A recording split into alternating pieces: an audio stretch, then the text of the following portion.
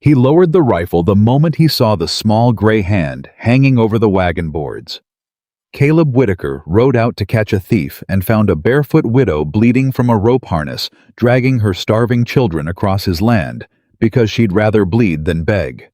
"Shoot me if you have to," she said, "but my children get water first." What she was really running from would break this broken man wide open. If this moves you, subscribe and stay to the end and comment what city you're watching from so I can see how far this story travels. Caleb Whitaker found the empty grain sack before he found the woman. He'd counted his stores twice that morning. Corn gone dried, meat gone a good canteen, missing off the hook by the smokehouse door. A man didn't ranch alone in West Texas for 11 years without learning the difference between a mouse and a thief. This was a thief. Two-legged, hungry, and gone by moonlight. So he saddled the roan, took the rifle down off the pegs, and rode out under a sun already mean at 8 in the morning. He expected to find a drifter, maybe a runaway hand looking to trade stolen goods 2 counties over. He rehearsed what he'd say, the cold, flat words a man used when he meant them. "Drop it.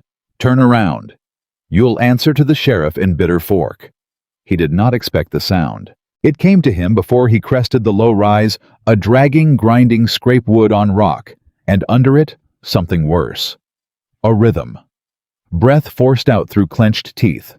The noise a body made when it had decided to keep going long after it had any right to. Caleb reined up at the top of the rise and looked down.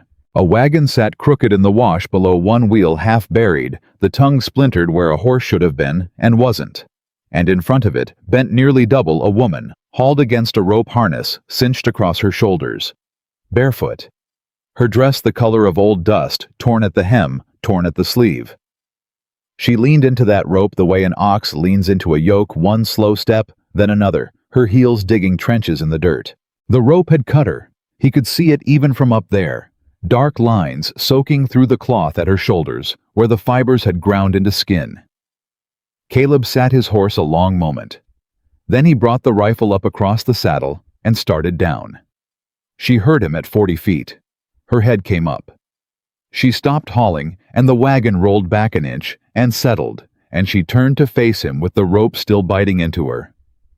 "Stop right there," Caleb said. She stopped, but not the way the guilty stop. She stopped like a wall stops, planted, squared, chin up. "You're on Whitaker land," he said. "That's my corn in that wagon. My meat. My canteen you got tied to your belt." The woman looked at the rifle. She looked at his face. Her lips were cracked white and split down the middle, and her eyes were the burnt-out red of somebody who hadn't cried in days because the water for it was long gone. "I know whose it is," she said.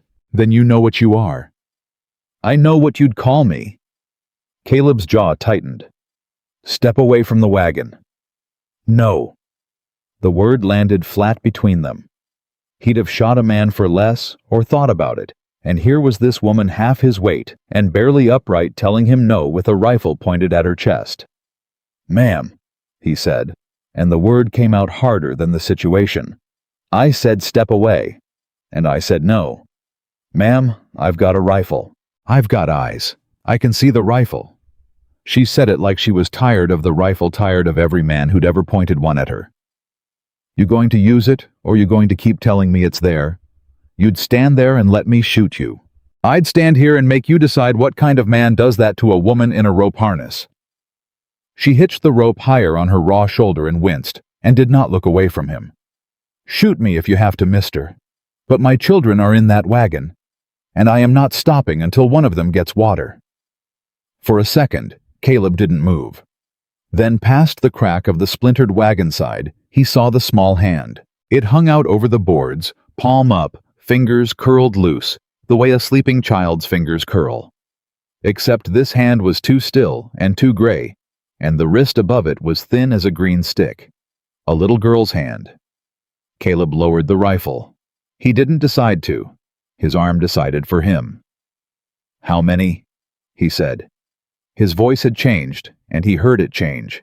The woman's chin trembled once, and she locked it down. "2. My boy and my girl. And my mother." A breath. My mother's the reason I stopped at your place.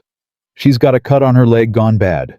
I needed water to clean it, and I had nothing to buy with, and I wasn't going to knock on a stranger's door at midnight and beg. So I took. She said it plain, no shame in it, and no pleading. I took your corn and your meat and your canteen.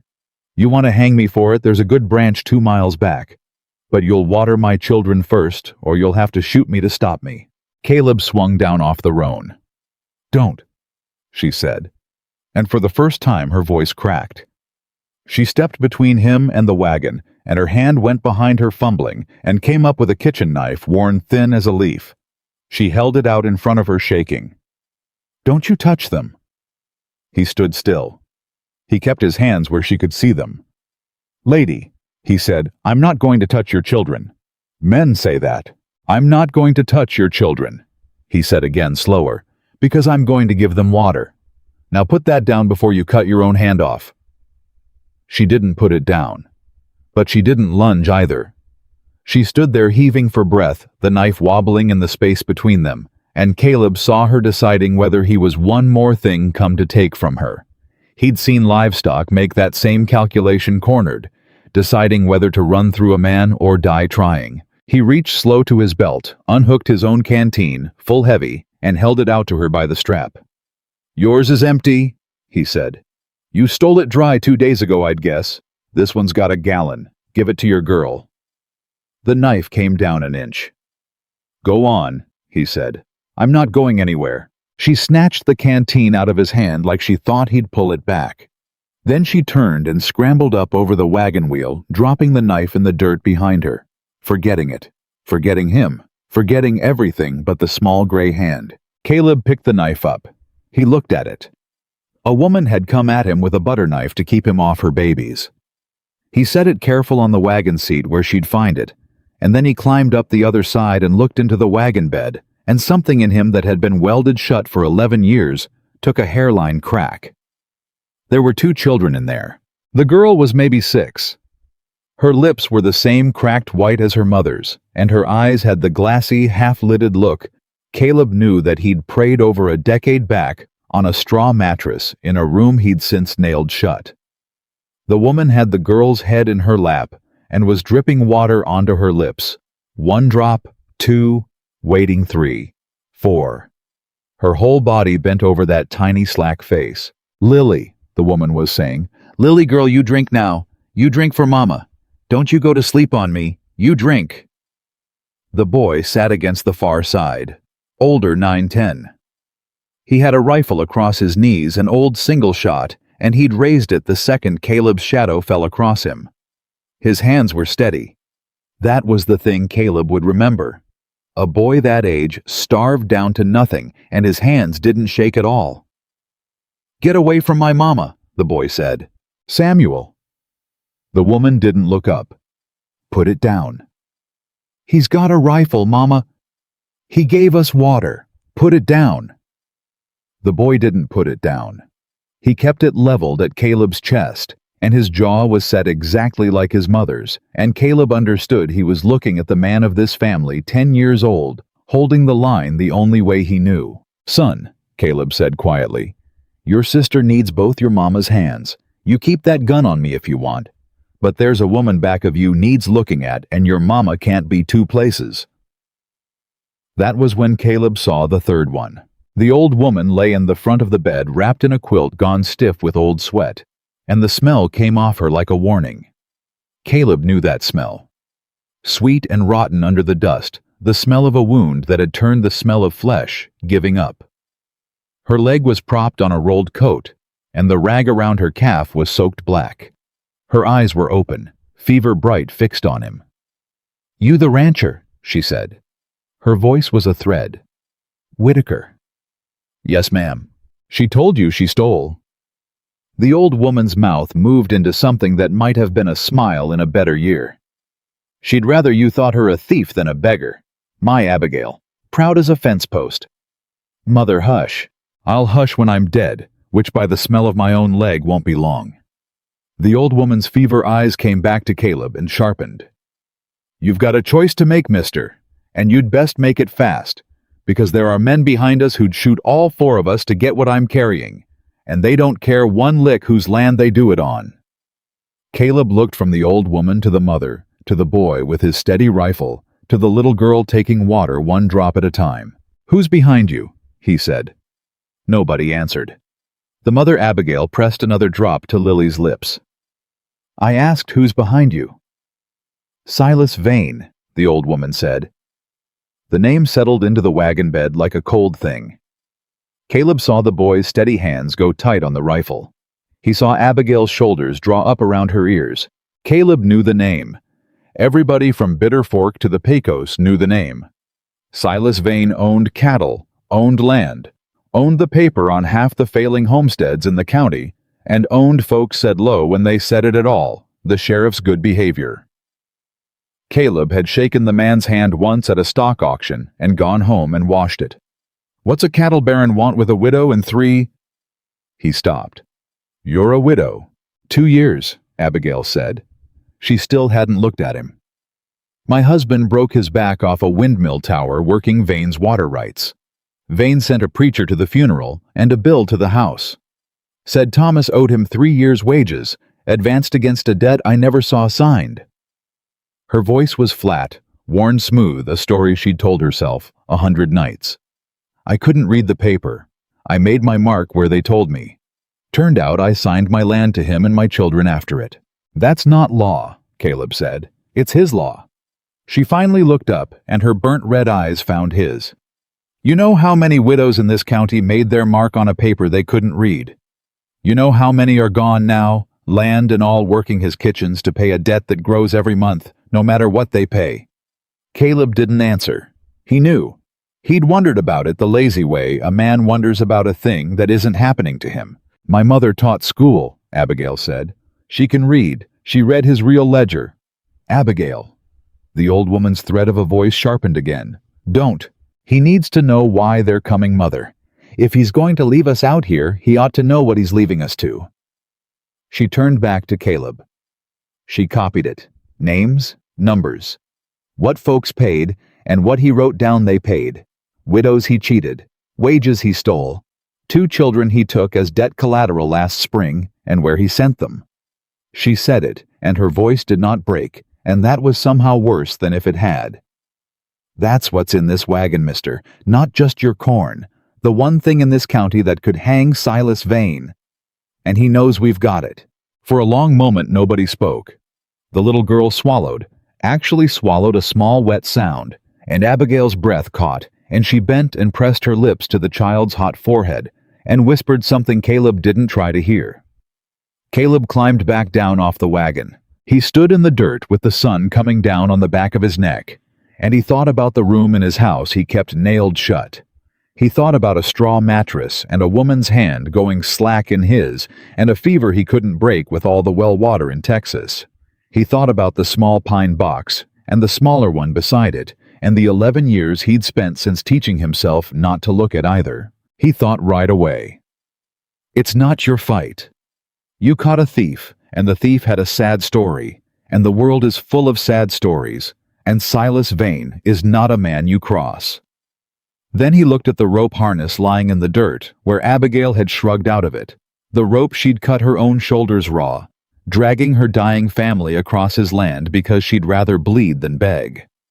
Caleb walked to the front of the wagon. He took out his knife. Abigail's head came up sharp. "What are you—" He cut the harness rope off the wagon tongue with 2 hard strokes and threw it in the dust. Then he went to the roan, unbuckled the traces off his own saddle rig, and started backing the horse toward the broken tongue. "Mister," Abigail had come up onto her knees holding the wagon side. "What are you doing? Your tongue's split, but it'll hold if I splint it and go slow." He didn't look at her while he worked. His hands were busy and steady. "It's 9 miles to Bitter Fork. Doc Bell's got a house at the near end of town. Good man blunt as a hammer doesn't scare. He'll see to your mother's leg and get water into that little girl proper.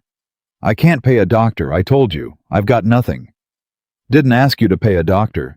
"Then why—" Her voice snagged. "Why would you do this? An hour ago, you had a gun on me." Caleb cinched the last buckle. Then he turned and looked at her kneeling there in her torn dress with her raw shoulders and her burnt-out eyes, and he gave her the truth in the only size he had it. "Because I know that smell," he said. "The one coming off your mother.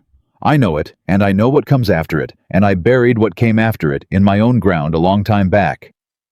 He looked away out at the shimmer on the flats. "You stole my food. All right. Now I'm taking you to town before this land steals the rest of you." Abigail stared at him. The old woman from the wagon bed let out a long breath that might have been the closest she'd come to weeping in a while. "Samuel," Caleb said, "you can put that rifle down now, son, or you can keep it up and shoot me 9 miles to town. Either way, climb up front. I'll need somebody to hand your grandmother water while I drive." The boy looked at his mother. Abigail nodded. Slow, watchful, never quite lowering his eyes, Samuel set the old rifle down and climbed over the seat. And when he settled beside Caleb, his shoulder came up against the man's arm for half a second before the boy caught himself and pulled straight. And Caleb felt that half second like a hand pressed flat against the nailed-shut door inside him. He clucked the roan forward. The wagon groaned, shuddered, and rolled. They made a mile that way. Then, too, the splinted tongue holding Lily. Taking water, the old woman muttering ledger numbers under her fever, like a woman saying her prayers. Abigail rode in the bed with her daughter's head in her lap and watched the back of Caleb's neck and said nothing, because there was nothing. Yet she trusted herself to say to a man who kept surprising her. It was Samuel who spoke. "Mr. Whitaker?" "Caleb's fine." The boy considered that like it was a gift he wasn't sure he was allowed to take. "Caleb." He watched the horse's ears. "Are the bad men gonna take my mama?" Caleb didn't lie to him. He'd have wanted the truth at that age. He figured the boy was owed it. "There's men who want to," he said. "That's the honest answer. But you got a mama who dragged 3 people across a desert with a rope, and now you got me, and I don't ride past a thing twice in one day. So you keep your grandmother watered, and you keep your eyes forward, and we'll get where we're going." Samuel nodded, small and serious. He handed a drop of water back to the old woman's lips.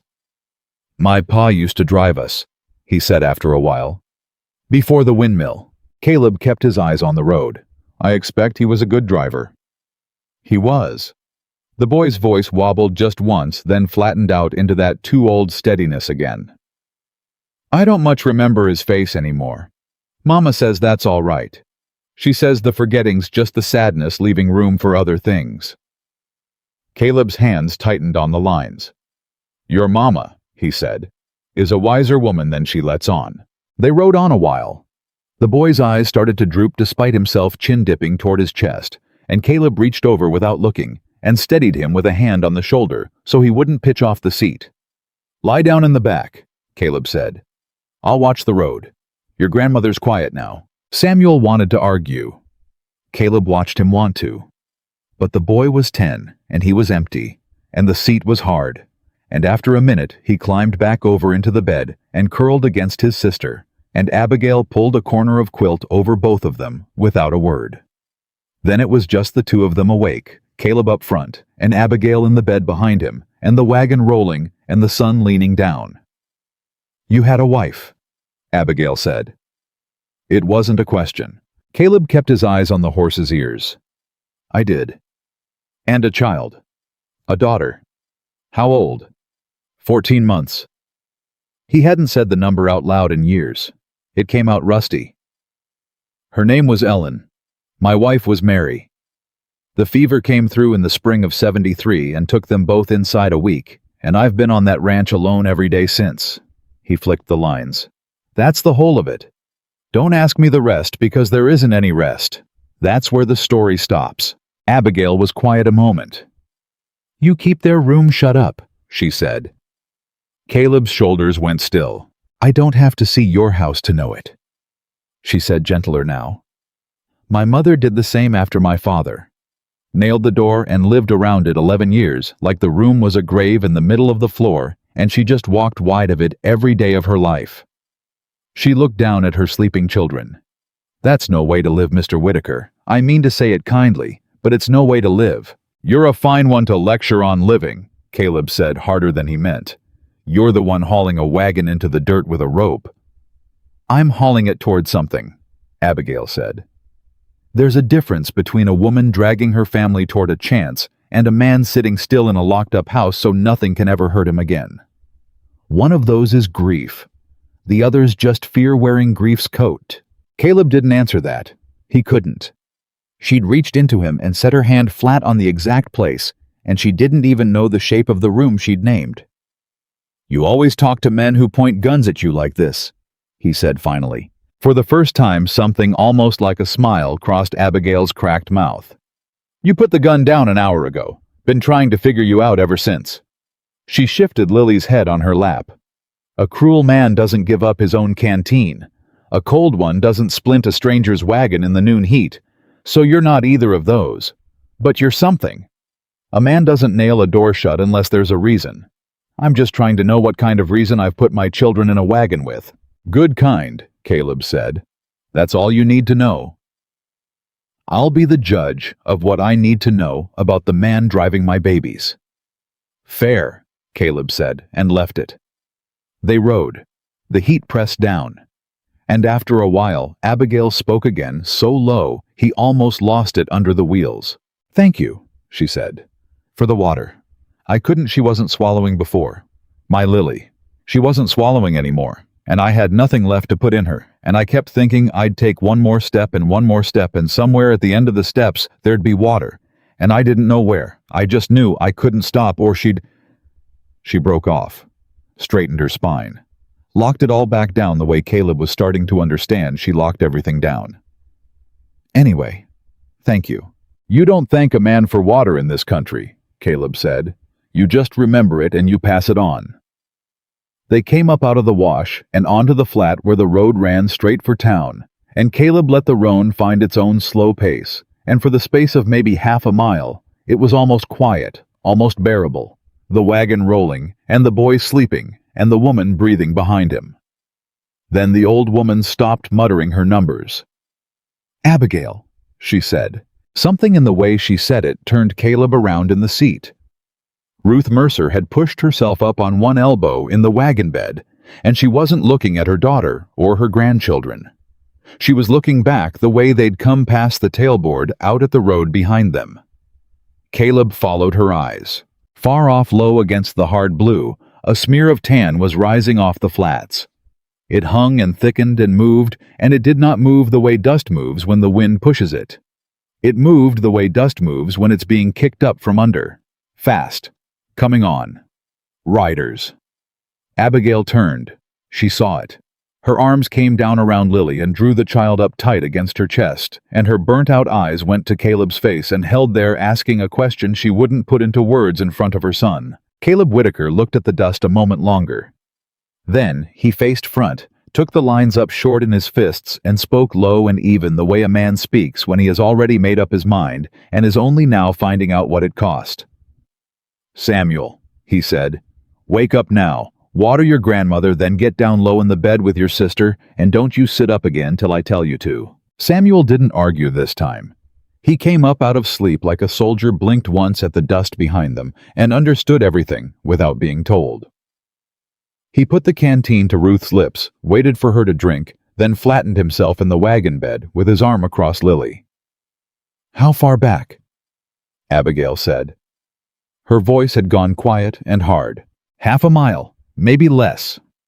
Caleb slapped the lines. The roan lunged into the traces, and the wagon jerked forward, wheels screaming over the ruts. "How many men does Vane ride with?" 4, 5. Abigail braced herself against the sideboard, holding Lily's head off the boards. "He doesn't do his own work. He never does his own work." "Then he's got a foreman doing it." "Dutch Raller. He carries a shotgun and a smile, and I've never seen him use the smile on anybody who deserved it." Caleb looked at the road ahead. Straight and open for 2 more miles. Then the town. On a good horse, with an empty wagon, he'd make it.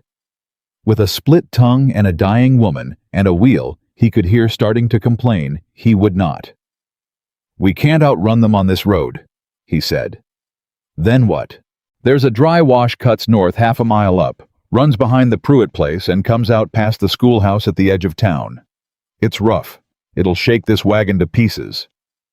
He was already turning the roan's head. But they can't ride 5 abreast down a wash.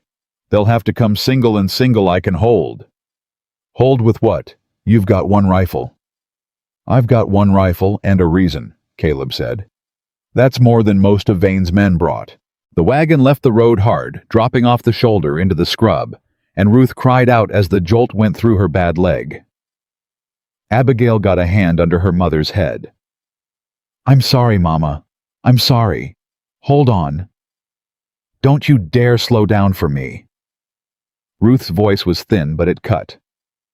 You slow down for me and I will haunt you, Abigail Mercer. Get that paper to a lawman who doesn't answer to Silas Vane. That's all I'm good for now. That paper and my 2 eyes. You're good for more than that. Not today, I'm not. The wash opened up in front of them, a scar of packed sand and rock running between 2 low banks, and Caleb took the roan down into it at a speed that was more prayer than sense. The wagon slammed and bucked. Behind them, the sound of hoofbeats on the hard road changed, slowed, milled, then came on again, angrier, funneling down into the wash after them. They've seen us, Samuel called from the bed. He'd lifted his head an inch. Caleb, they've turned in. Down, son. I can count them for you. Down. The boy went down, but not before he'd said it 4. And one of 'em's way out ahead of the others. He's gaining, Caleb. He's gaining fast. Caleb didn't turn. He didn't have to. He could hear it now under the wagon screaming, a single horse ridden hard and reckless, closing the gap the others were too smart to close in loose footing. One man who wanted to be first to the wagon. One man Vane could point at a thing and trust to run it down. Abigail, that rider coming up alone. You know his horse? She twisted to look back past the tailboard. Whatever she saw took a second to sit down in her, and when it did, her voice came out changed thinner, older, like something had reached back 2 years and touched her. That's Curtis Hale. Friend of yours. He was my husband's friend. She was still staring back. He carried the front of Thomas's coffin. He ate at my table the night before we buried him. He held Samuel on his knee. Her arms tightened around her children. And now, he's riding point for the man that killed us slow. Caleb heard the whole shape of it in 3 sentences. He'd seen it before. A hard land didn't only starve people, it bought them.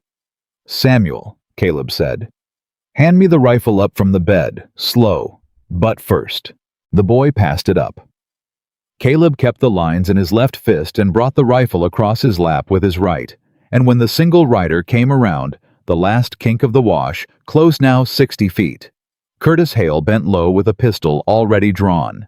Caleb didn't aim for the man. He aimed 3 feet over the man's hat and fired. The shot cracked off the banks and doubled and tripled down the wash, and Curtis Hale's horse threw its head and shied hard into the sand, and for a few seconds there was nothing but a man fighting his own mount in a narrow place.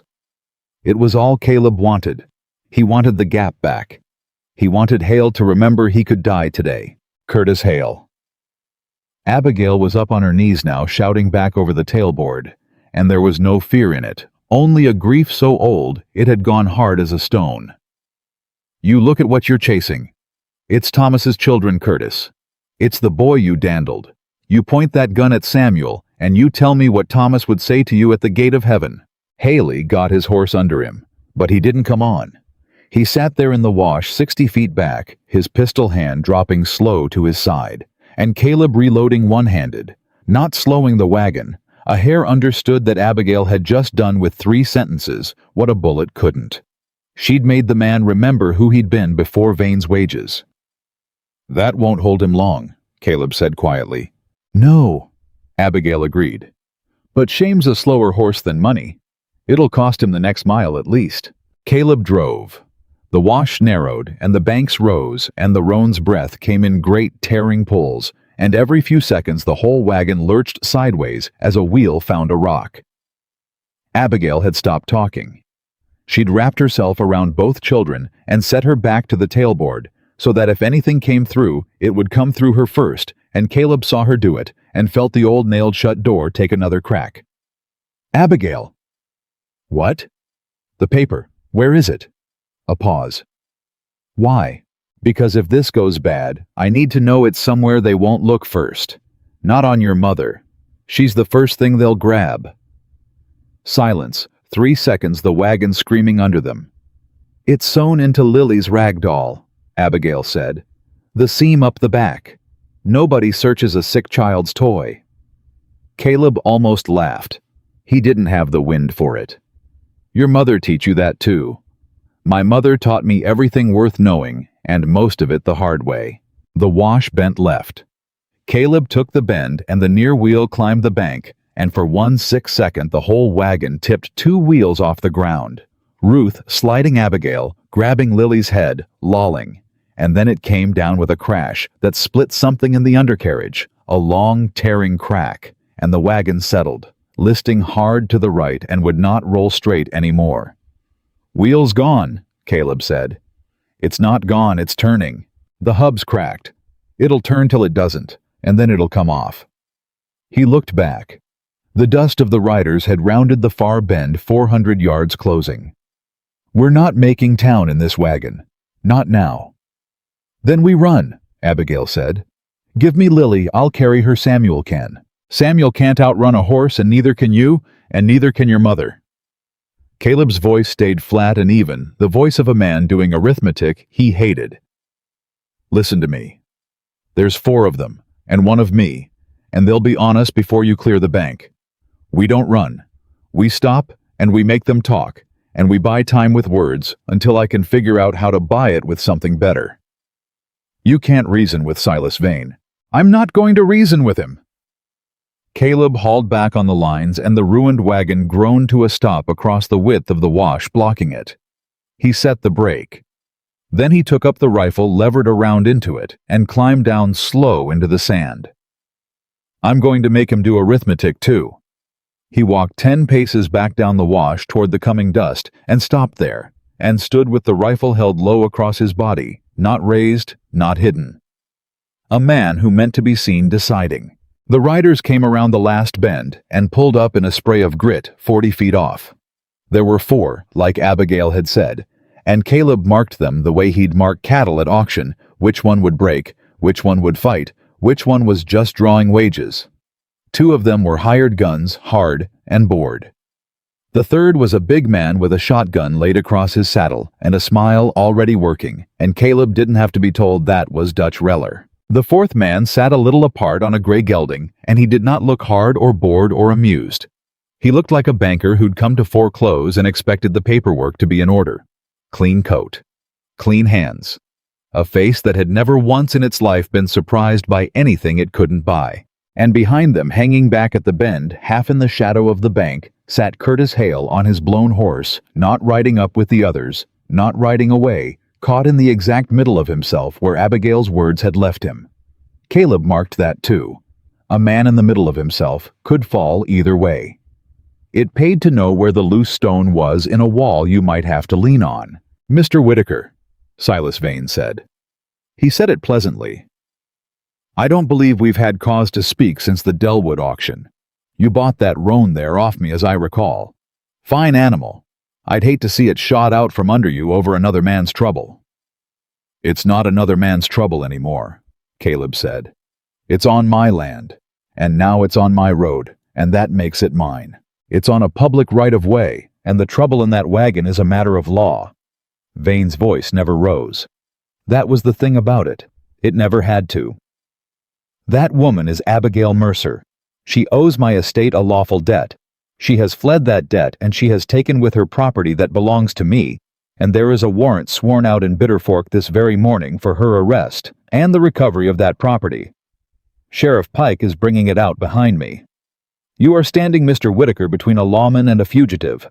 I'd think hard about that. Behind Caleb from the wagon, Abigail's voice came sharp and clear. The property he wants is my children, Caleb.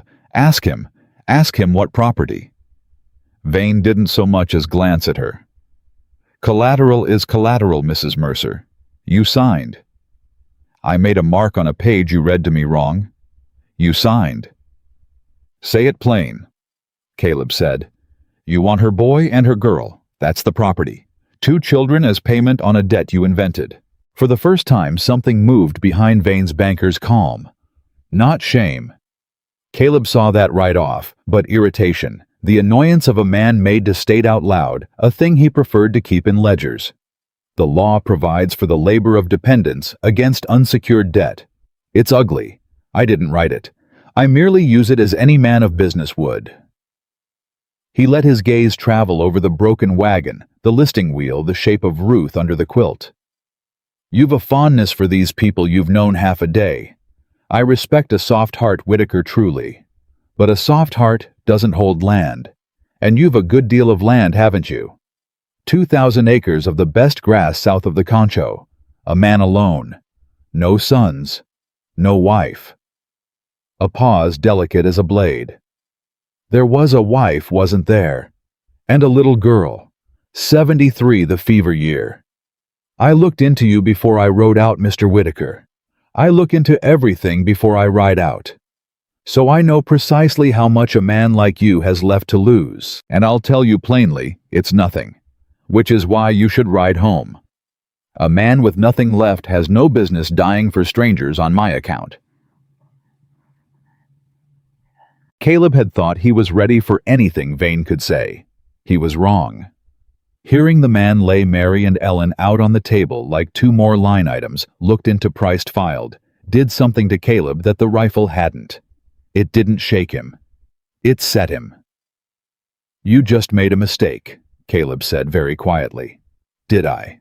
You reminded me what I don't have. See, most men you dig up their dead to scare 'em, but a man's already lost everything, can't be scared with a shovel. You just handed me the last thing I needed. Caleb's voice didn't rise either. He'd learned that from a man like Vane years back, and now he gave it back. You told me I've got nothing to protect, so there's nothing you can take to make me back down. Thank you for that. Truly. Dutch, Vane said. Get the woman and the property. Leave Mr. Whitaker his dignity. Dutch Reller swung down off his horse, still smiling, the shotgun coming up easy. Caleb raised the rifle. He didn't point it at Reller. He pointed it at Silas Vane, and he held it dead steady, and the whole wash went quiet, except for the roan blowing and a fly working somewhere and the sound of a little girl's shallow breathing behind him. First man to touch that wagon, Caleb said. Won't get to watch what happens next because you'll already be dead, Vane. Not Dutch. Not the boys. You. Now I've never shot a man who wasn't shooting first. But I buried my wife and my daughter in ground you never worked and never bled for, and I have got exactly nothing left in this world that a man like you can threaten me with. You understand what I'm telling you? You've got no lever on me. There's no debt you can call. There's nobody left for you to take. That makes me the most dangerous man you'll meet this year because I don't want anything you've got. Dutch Reller had stopped. His smile had stopped with him. He was looking at Vane waiting, and Vane was looking at the rifle and doing arithmetic. You'd hang, Vane said quietly. I'd hang after you were buried. That's a trade I can live with. Question is, whether it's one you can. The seconds stretched. One of the hired guns eased a hand toward his belt, and Caleb's eyes flicked to him, and the hand stopped. Curtis. Abigail's voice, quieter now, aimed past the whole standoff at the one man hanging back at the bend. You don't have to be here. Thomas would take you back. Even after this. He was that kind. You know he was. Curtis Hale didn't answer. But his hand came off his pistol grip and settled on his own thigh, and he stared at the sand between his horse's ears like a man who couldn't find his own name. Hale, Vane said without turning his head. You're paid through the month. I know it. Hale said. It came out rough, the first thing he'd said. Then earn it. Hale didn't move, and into that teetering quiet where 4 armed men and 1 rancher and 1 dying schoolteacher all hung on which way a single ashamed man would fall, the little girl woke. Lily stirred against her mother, her eyes cracking open, and she took in the horses and the guns, the way a fevered child takes in a nightmare she can't be sure is real, and she began to cry. Not loud. She didn't have loud in her. A thin, cracked, terrible little sound. Mama, are these the bad horses? Hush, baby, Mama's here. Is it the bad horses that took our house? Nobody in that wash was hard enough to hear it clean. Caleb watched Dutch Reller's jaw work. He watched one of the hired guns find something to study down the wash. And he watched Curtis Hale shut his eyes. And into that silence from the wagon came a voice that had no business having any strength left in it. Silas Vane. Ruth Mercer had dragged herself up. She was hanging over the tailboard, gray-faced, her bad leg trailing, and in her fist she held a sheaf of folded paper. Not the sewn copy, Caleb realized, but a second-set decoy, or reel.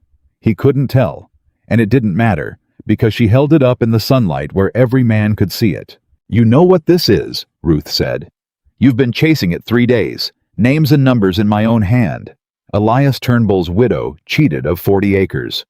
The Dokes children that you sent to the Rutherford Mill in Fort Worth, that their mother still doesn't know, are alive. Your own foreman's Mark forging Thomas Mercer's signature on a note dated 2 weeks after Thomas was in the ground." She was breathing in tearing gulps between the words, and she got them all out anyway. "I copied every line, Silas, and I did not carry the only copy into the desert like a fool. There's a second set already gone east. Rode out yesterday morning with a man you don't know, headed for the federal judge in Austin.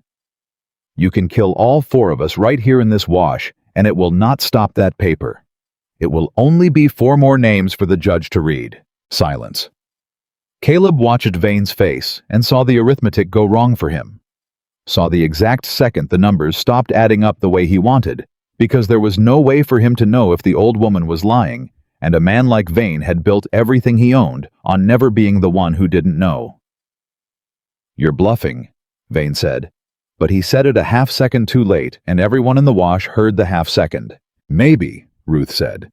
"You want to bet your estate on maybe you, who never made a bet in your life you hadn't already fixed." Caleb pressed it. He'd found the crack, and he drove into it. "Here's how it goes, Vane. You ride back to town right now, and you meet the sheriff and you tell him you were mistaken, that Mrs. Mercer's debt is under review pending an audit of your books. Because there is going to be an audit. And when the judge in Austin opens his mail, the only thing that'll save your neck is that on this one day in this one wash, you chose not to add murder to fraud. That's the offer. That's my offer to you. Ride home.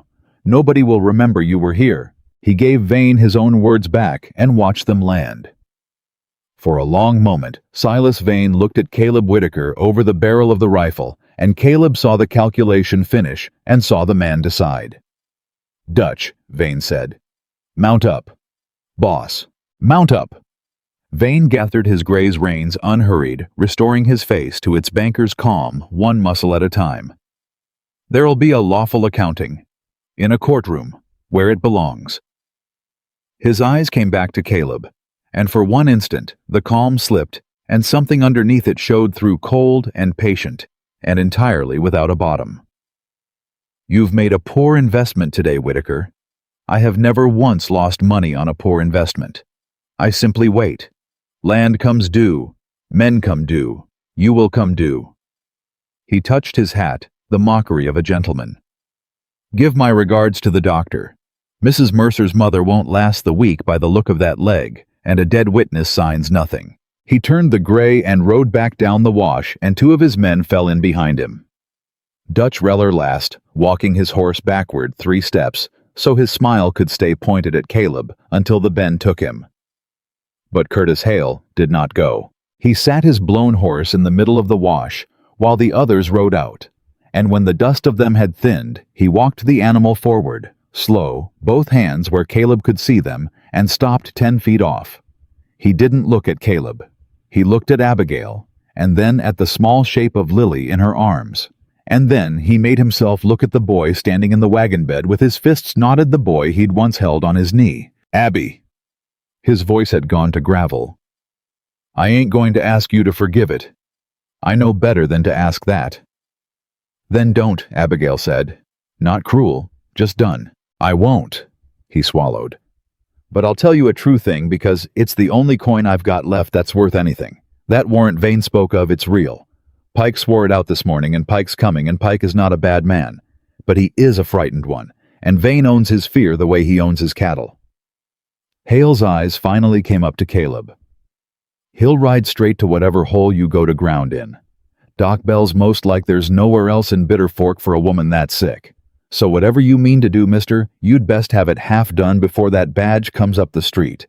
Because Pike's scared will do a cruel thing to feel safe. I know. I'm looking at what I did to feel safe. Then Curtis Hale touched his hat to Abigail, the gesture of a man at a graveside, and turned his horse, and rode out the way the others had gone, but slower and alone, a man who'd bought his soul back at the price of his wages, and didn't yet know how he'd eat. Caleb watched him to the bend. You believe him? About the warrant, yes. Abigail's arms were still full of her daughter. Curtis lied for 2 years about the man he'd become, but he never once lied to me about Thomas or about danger. That much of him Vane couldn't buy. Then they were gone, all of them, and the dust hung and settled, and the wash was quiet.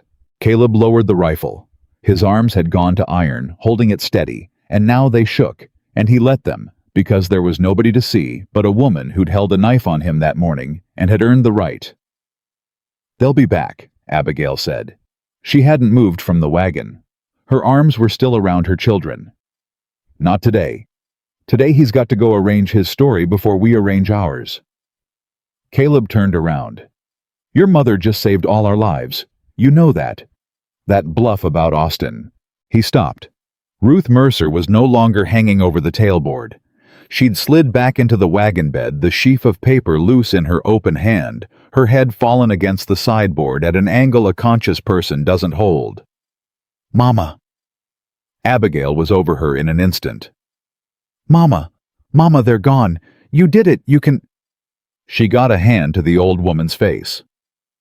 Mama. Ruth's eyes were half open. Her chest moved, but wrong, too shallow, too quick, a bird's breathing. She spent it all, Caleb said low. Everything she had left, she spent it on that bluff. He was already moving. Was it a bluff, the second copy, Austin? Any of it true? I don't know. Abigail's hands were on her mother's face, her throat feeling for the pulse. I don't. She never told me she sent Mama. Was that true, Mama? Ruth's lips moved. No sound came. Then barely, made him? Believe it. That's all. That ever matters. What they believe. Don't talk. Save it. Nothing left to save it for. A ghost of the old iron. Abigail, the doll. Guard the doll. I will. I swear it. Stop talking. Caleb was at the wagon, and he made the decision in the space of one breath, the ugly arithmetic finished, before he'd finished thinking it. The wagon was dead. The wheel would not carry them another mile. He had one horse. He had a dying woman, a fainting child, a boy who could walk, and a mother who could walk carrying the child. And town was a mile and a half off through the wash and out past the schoolhouse. Abigail, listen to me and don't argue because we've got no time to argue. He was already unbuckling the roan from the traces. Your mother goes on the horse, in front of me. I'll hold her and ride hard for Doc Bell's. You carry Lily, and you come fast behind me. You'll take my mother and my no. No, give Lily the horse. Lily's the one that hasn't stood in 2 days. Lily's little and she's got you. Your mother's grown and she's got minutes, Abigail. Minutes. You want to spend one of them fighting me about it? That stopped her. Caleb watched it stop her, watched the mother in her go one way and the daughter in her go the other, and the two of them tear at each other for a single unbearable second in the sand. She's my mama, Abigail said, and it came out small, all the fight gone out of it, a girl's voice inside a widow's body. I know it. That's why she goes first. Caleb's voice gentled without slowing. I'm not choosing your girl over your mother. I'm choosing the horse for whoever's got the least time, and that's your mother. And you know it's your mother, and that's why it's tearing you in half. But you don't get to fall in half right now. Lily needs a whole mother for 1 more mile. Give me your mother, then run. For 1 more second, Abigail stood locked. Then she nodded one hard jerk of her chin, the same chin Caleb thought that had squared at him over a rope harness that morning, and she bent to help him lift. Samuel. Caleb caught the boy's eye. He was standing in the sand with his fists knotted, watching them lift his grandmother, and Caleb gave him a job because a job was the only mercy there was time for. You're the fastest thing this family's got that isn't a horse. Run ahead of us. Get to Doc Bell's door, pound on it. Tell him Caleb Whitaker's bringing a woman with a leg gone bad and a child down with the heat and to have the table cleared. Can you do that? Yes, sir. Say it back. Table cleared. Leg gone bad. Child down with the heat. Caleb Whitaker's coming. The boy was already breathing to run. I won't stop till I'm at the door. Good man. Go. Go now. Samuel went. He scrambled up the bank of the wash and was over it and gone a small fast shape flat out through the scrub. The boy ran the way children run when the running matters more than the breathing. His bare feet found the cactus, and he didn't stop for the cactus. His chest was afire and his legs had gone to water somewhere back in the wagon, and he ran on the water anyway, because Caleb had said table cleared, and leg gone bad, and child down with the heat, and Samuel had promised, and Samuel had learned in 2 hard years that a promise was the only thing a poor man owned that no rich man could take. He said the words over as he ran to keep from thinking about his grandmother's face. Table cleared, leg gone bad. He'd carried water to her lips 100 times these 3 days, and he knew the sound her breathing made now, and he knew what that sound meant, and he ran from the knowing as much as toward the door. The schoolhouse, the first fence, a woman on a porch who stared, a dog that barked and gave it up, and then the doctor's gate and the doctor's door painted green, and Samuel hit it with both fists and did not stop hitting it, and when it opened on a wide man in shirt sleeves, the boy got the whole speech out in one collapsing breath before his legs finally quit and put him down on the step. Table cleared, leg gone bad, child down with the heat. Caleb Whitaker's coming. Don't let her die. Don't let my grandmother die. She's the only one who can read. Slow down, son. But the doctor was already moving, already reaching back inside for his bag, already reading off the boy's face. That slowing down was the one thing there was no time for. You did fine. You did just fine. Stay on that step and breathe. They're coming. On the horse. Fast. Then breathe, boy, so you're standing when they get here. Behind Samuel, out past the fences, Caleb turned to the horse. Getting Ruth onto the roan was the worst thing Caleb had done with his hands in 11 years. She weighed nothing. That was the horror of it. A grown woman, a schoolteacher, a mother, and she weighed no more than a sack of feed, and when he lifted her, she made a sound that wasn't a scream because she didn't have the wind for a scream, and her bad leg swung, and the black rag came half off, and Caleb saw the wound, and understood there was no leg left to save only a woman, and only maybe. He mounted behind her, and gathered her against his chest with one arm, and took the reins in the other. Abigail. Lily. Now. Abigail already had the child up out of the bed and against her shoulder, Lily's arms hanging, and she grabbed the rag doll off the boards and jammed it inside the child's dress against her chest without breaking stride. And then she was climbing the bank, slipping, clawing up it, one-handed with her daughter's whole slack weight on the other arm, and Caleb watched her do it and did not offer to take the child because there was no room on the horse, and both of them knew it. Go, Abigail said at the top of the bank, gasping. Don't wait for me. Get her to the doctor. Go. Caleb went. He put the roan up the near bank at a scramble and out onto the flat and let it run. Ruth's head lay against his shoulder, and he could feel her breathing against his forearm, quick and light, and getting quicker and lighter. And he bent low over her and talked to her the whole way, low and steady, the way he'd talked to a fevered woman once before, in a room he'd nailed shut. Stay with me now, Ruth. You hear? You didn't stare down Silas Vane just to quit on me a mile from the doctor. Stay with me. Think about your grandbabies. Think about that boy running his heart out ahead of us. He's running for you. You quit now, he runs for nothing. So you don't quit. You breathe. One more. There. One more. For a stretch, she didn't answer, and Caleb thought he'd lost her already. Then her hand found his forearm, where it crossed her chest, and gripped it with a strength that startled him, and she spoke against his shoulder in a voice gone almost clear, the way a fire goes bright right before it drops to coals. Whitaker. Listen. In case I don't listen. She swallowed. The doll's copy is real, every line true, but if they burn it, or lose it, or call me a liar in a courtroom, the numbers are here. She tapped her own temple with a shaking finger. I taught school 40 years. I don't forget a figure. I can name every entry from memory if I live to say it, so you get me to a Judge Whittaker. Not a jail, not a grave. A judge. Alive. That's the whole of it.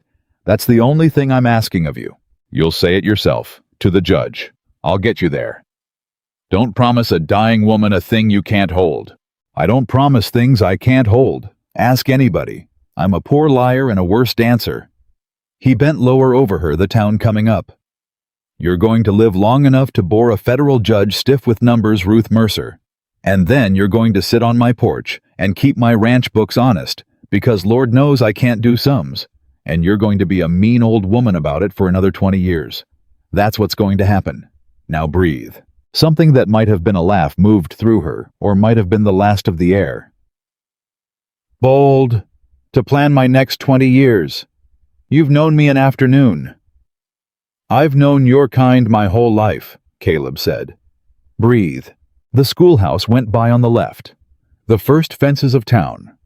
And somewhere back on the flat, small and dogged, he could hear Abigail coming, the double rhythm of a woman running with a child's weight against her, not slowing, not stopping, the same relentless step that had cut a rope into her own shoulders that morning. Caleb didn't look back. He trusted that step now the way he trusted few things left in the world. One more, Ruth. Doc's got a table cleared and clean water, and every day God gives. You just get there, that's all. Get there and let go of the rest. I'll carry the rest. You just get there. He could see the doctor's house now at the near end of the street.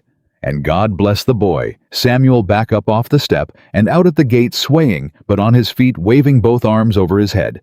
And behind him a man in shirt sleeves with a black bag already in his fist. Doc Bell wide as a barn door and reading the whole situation off the shape of Caleb's ride before the roan had covered half the street. Caleb brought the roan down the street at a dead run and hauled up in a slide of dust at the doctor's gate. And Doc Bell was there, arms up, and between them, they got Ruth down off the horse, and Caleb felt the change in her as she passed from his arms to the doctor's. Felt the quick, light bird breathing that had been going against his forearm the whole ride. Simply pause. She's not breathing, Caleb said. Doc Bell had her on the ground already, on her back, one huge hand flat on her chest. Ruth Mercer, don't you do this on my lawn, he pressed. Samuel, get inside on the shelf by the window. The brown bottle, bring it. Go. He pressed again. Whittaker, where's the daughter? Coming. Behind me. Carrying the little girl. She's down with the heat. Then we've got two. The doctor bent to Ruth's gray face. Come on, woman. Breathe. You've got a whole family running toward you. Breathe. And that was when Caleb heard from the other end of the street the sound of horses. He turned in the saddle.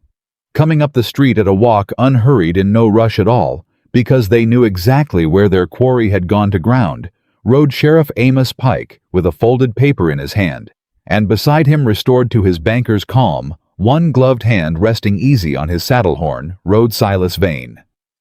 Caleb did not watch the horses come. He watched Ruth's chest. Doc Bell had his whole weight on the heels of his hands, now counting under his breath, and he pressed, and nothing came. And he pressed again, and still nothing. And Caleb heard the doctor stop counting and start swearing low and steady, which was worse. Come on, you contrary old woman. I have delivered your grandchildren's whole generation, and I will not lose you on my grass. Come on. On the fourth press, Ruth Mercer's body convulsed, and she pulled a breath, a real one, ragged and greedy and loud, and then another, and the gray started to go out of her face by inches. There it is, Doc said, not stopping. There she is. All right, Ruth. All right, you old warhorse. I've got you. He looked up, and his eyes went past Caleb to the two riders slowing at the gate, and something flat and hard came into the doctor's face. Whittaker, I have to get her inside and open that leg in the next 10 minutes, or the breathing won't matter. You understand whatever's about to happen out here, I can't be part of it. I'll be in there with a knife and a dying woman. So whatever you're going to do to keep that man off my door, you do it alone. I know it. Then get her lifted with me, and then you go be a wall. They carried her up the steps between them.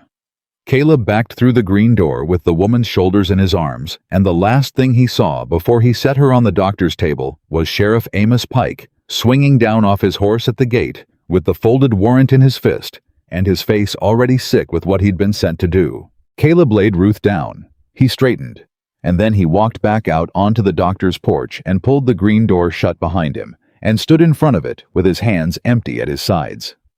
"Sheriff," he said. "Caleb." Pike stopped at the bottom of the steps. He was a lean, gray-mustached man who'd been sheriff of Bitter Fork 11 years, and Caleb had always taken him for tired more than crooked. "I got no quarrel with you. You know that. I got a warrant here sworn out lawful this morning for the arrest of Abigail Mercer and the recovery of—" His mouth worked around it. "The recovery of 2 minor children held as debt collateral by the estate of Silas Vane." "You hear yourself say that, Amos?" "I hear it." "You got children of your own. You going to stand there and read me a paper that calls 2 babies collateral?" Pike's jaw tightened. "I got a job. The paper's lawful whether I like the shape of it or not." Behind him, Silas Vane dismounted, without any hurry at all, handed his reins to nobody, and let them drop. He came up to stand a little behind the sheriff's shoulder, and he did not look at Caleb. He looked at the closed green door, as if he could see through it to the thing he'd come 9 miles to collect. "The children are inside," Vane said. It was not a question. "The children are wherever the law's got no business following them," Caleb said. "That's a doctor's house. There's a woman on his table right now with a leg gone to poison, and the doctor cutting on her, and you are not going to march a warrant through that room." "I'll wait for the doctor to finish." Vane clasped his gloved hands in front of him, patient as a headstone. "I've all the time in the world, Mr. Whitaker. That's the difference between us. You're fighting a day. I'm collecting on years."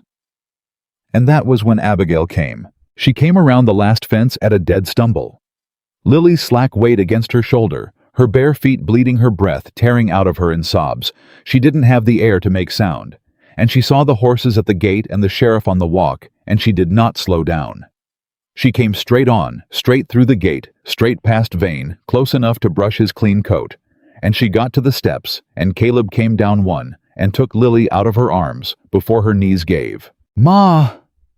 Abigail gasped. "My mother, is she alive? Doc's got her. She's breathing." Caleb had the child against his chest, now the little girl's heart going too fast and too light under his forearm. "Go inside. Take Lily to the doctor. Stay in there with your mother and your girl, and you do not come back out this door no matter what you hear. You understand me? No matter what you hear out here, you stay in there. Samuel, behind you coming. I'll get the boy. Go." She went. The green door opened and closed, and Caleb was alone on the porch again with the child gone from his arms and his hands empty, and a sheriff and a cattle baron looking up at him from the walk. Samuel came last, limping, one hand pressed to a stitch in his side, and Vane's head turned to track the boy the way a hawk's head tracks a rabbit, and Caleb saw it and moved down 2 steps to put himself in the line between them before Vane's voice could reach the child. "Up the steps, son," Caleb said quietly. "Straight past me. Inside with your mother. Don't stop. Don't look at anybody. Go." Samuel went past him, and at the door. He stopped anyway. 10 years old. And he stopped and turned and looked back at Caleb, standing alone below him against 2 men. And Caleb said, "Go on. I've got the door." And the boy went, and the door shut. And now the whole family was behind Caleb Whitaker, and the whole trouble was in front of him. "Touching," Vane said. "Amos." Caleb didn't take his eyes off the sheriff. "You want to serve that warrant, you'll have to come through this door, and to come through this door, you'll have to come through me, and I don't think you came out here today ready to shoot a rancher on a doctor's porch in front of God and half your town. And there is half your town, Amos. Look behind you." Pike didn't look. He didn't have to. Caleb had watched them gather while he talked 3, then 6, then a dozen townspeople drifting up the street, the way people always drift toward the smell of trouble, keeping their distance, watching from wagon seats and doorways, and the corner of the mercantile. Bitter Fork had come to see what the sheriff would do. "That doesn't change the law," Pike said. But his voice had gone lower, aware now of the ears. "No, but it changes the price of the law." Caleb kept his voice even, and let it carry. "You break down a doctor's door tonight to drag off a sick woman's grandchildren, and every soul on this street watches you do it, and you will be the man who did that for the rest of your life in this town. Your wife will hear it. Your boy will hear it. Is that the price Silas Vane's paying you? Because I'll tell you what he's paying: nothing. He's paying you nothing. He's letting you spend your own good name so he doesn't have to spend a dime of his. Something crossed Pike's face. Caleb marked it and filed it a flinch, quick, gone, but real. He'd said wife, and he'd said boy, and one of those had landed.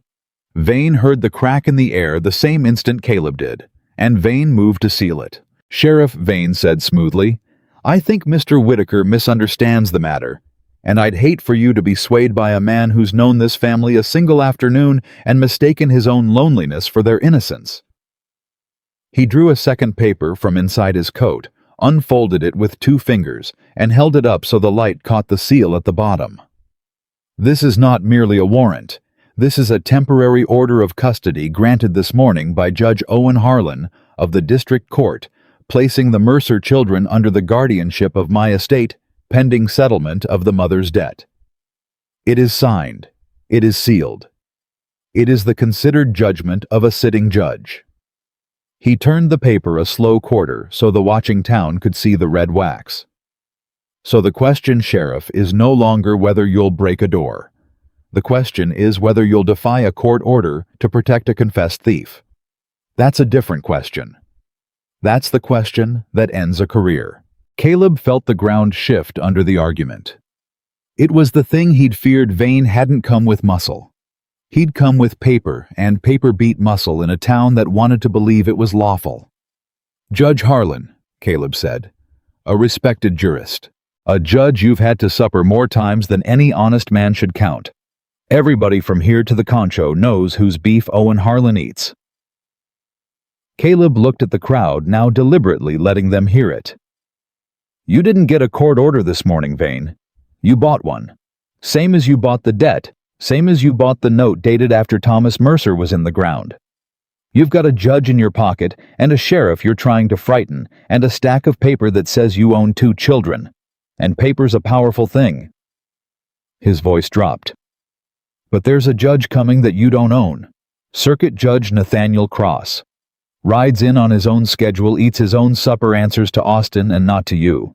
And when he gets here, every one of these papers gets read out loud in daylight." "Judge Cross," Vane said, and for the first time there was something under the calm, not fear, but calculation sharpening. "Judge Cross is not due in Bitter Fork for the better part of a week if the flooding on the Colorado hasn't held him up longer. A week is a long time, Mr. Whitaker, for a woman with a poisoned leg. A long time for a sick child. A long time for a man to stand alone in a doorway." He refolded the order with care. "Sheriff Pike, I'll trouble you to do your duty. The court has spoken. These children are wards of my estate as of this morning. Every hour they remain in that house, this man is committing a crime, and so if he does nothing, are you, to me." The deputy who'd ridden in behind them, a young one more boy than man, eager the way the young are eager to prove a badge, swung off his horse and started up the walk toward the steps with his hand on his gun and his eyes on the closed green door. And Caleb stepped back to the door and reached inside it without looking, and his hand closed on the doctor's shotgun where it stood in the corner by the coat pegs, and he brought it out and up in one motion and leveled it down the steps. The whole street went still. The deputy stopped with one boot on the bottom stair. The crowd drew its breath as one animal. Caleb held the shotgun on the young deputy for a long, long moment, long enough for every soul on that street to see he could fire, long enough to feel the weight of it settle wrong in his hands, the same weight he'd carried in the wash that morning with the rifle. And then he did the hardest thing he'd done all day, harder than lifting Ruth, harder than the ride. He lowered it.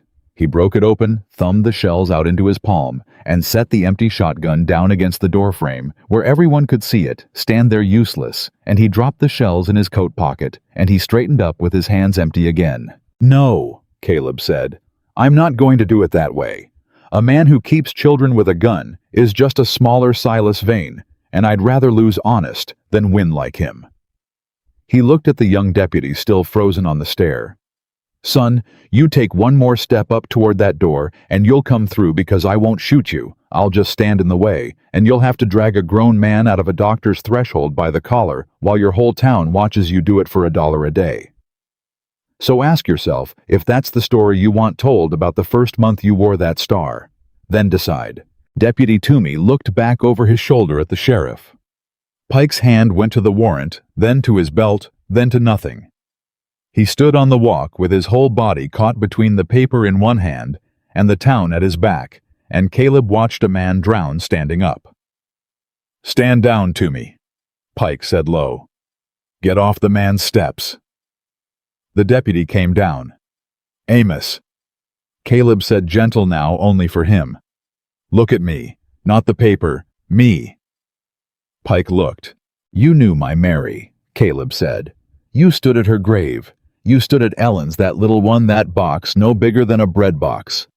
You put your hand on my shoulder that day, and you said, 'Caleb, if there's ever a thing I can do.' You remember saying it?" Pike's throat moved. "I remember. This is the thing." Caleb's voice never rose. "I'm not asking you to break a law. I'm asking you to wait 1 week for an honest man to read the papers. That's all. If Vane's order's clean, Judge Cross will uphold it, and I'll hand those children over myself and go home. But if it's dirty, and you know in your gut it's dirty, Amos, I can see you know. Then waiting 1 week is the only thing standing between you and a lifetime of knowing you handed 2 babies to the man who starved them. You want to carry that? You who's got a boy asleep at home tonight. Don't," Pike said. It came out rough. "Don't bring my boy into it. Vane already brought him into it. Vane's the one spending your name and your sleep so he doesn't have to spend his own. I'm the one saying you don't have to let him." And Silas Vane, who had built a life on knowing exactly when to reach for the lever, reached for the wrong one. "Sheriff Pike," he said, and his voice was very quiet and very pleasant, and he said it just loud enough for the front of the crowd to catch. "Before you let this man work on your feelings, you might recall the note I hold on your homestead. $400 and 2 years yet to run. I've never once pressed you on it. I've been a patient neighbor. It would be a shame for Martha for the boy if a season came where I found I couldn't afford to be patient any longer. I'm sure you take my meaning. I'm sure you'll do the sensible thing." The words landed in a dead silent street, and for one instant Caleb thought Vane had won it, thought the threat had done what the court order couldn't. Then he heard the crowd. It was not a gasp this time. It was a low, ugly, gathering murmur, the sound a room makes when a man says the true thing out loud by accident. Because every soul on that street had just watched Silas Vane do in plain daylight to the sheriff. The exact thing they'd spent an hour arguing about whether he'd done to a widow in the dark, hold a paper over a man and use it to bend him. He'd meant it as a private threat. It came out as a public confession. "You hear that?" A woman's voice somewhere back in the press of people, sharp and unafraid. "You all hear that? That's how he does it. That's just exactly how he does it." Pike went still. Then he turned his head slow and looked at Silas Vane, the way a man looks at something he's just now seeing plain for the first time, after years of not letting himself look. "You hold my note," Pike said. "I do, and you'll call it if I don't hand him 2 children. Pike's voice was flat. "You'll turn Martha and my boy out of our house. Over this." "I said no such thing. I said I'm a patient man whose patience has limits." Vane spread his gloved hands. Reasonable. "You're twisting a neighbor's honest word." "No," Pike said. "I don't believe I am. I believe I heard you clear." He looked down at the warrant in his hand, and then at the folded court order Vane had shown, and then out at the faces of the town he'd been sheriff of for 11 scared years. "I've been afraid of you a long time, Silas. Longer than I've let myself know. And I just now heard what my fear sounds like from the outside in your mouth, and I find I can't stomach the sound of it." For a long moment, nobody on that street said anything. The crowd had gone dead quiet again, but it was a different quiet now, a leaning, waiting, gathering quiet. Sheriff Amos Pike stood on the walk with 2 papers and 1 conscience, and this time his feet did not move toward the steps. Then the green door opened behind Caleb. He didn't turn. He couldn't turn, but he felt her come out and heard the door click shut again, and Abigail Mercer stepped up beside him on the doctor's porch with her bleeding feet and her ruined dress and her chin up, and she looked down at Silas Vane, and she spoke in a voice that carried to the last soul at the back of the crowd. "Give it to him." Caleb's head came around. "Abigail." "You heard him, Caleb. A week. My mother doesn't have a week. My Lily's on that table burning up beside her." Her eyes never left Vane. "So I'll make my own trade. Silas Vane. You want the paper my mother copied the ledger, I'll give it to you.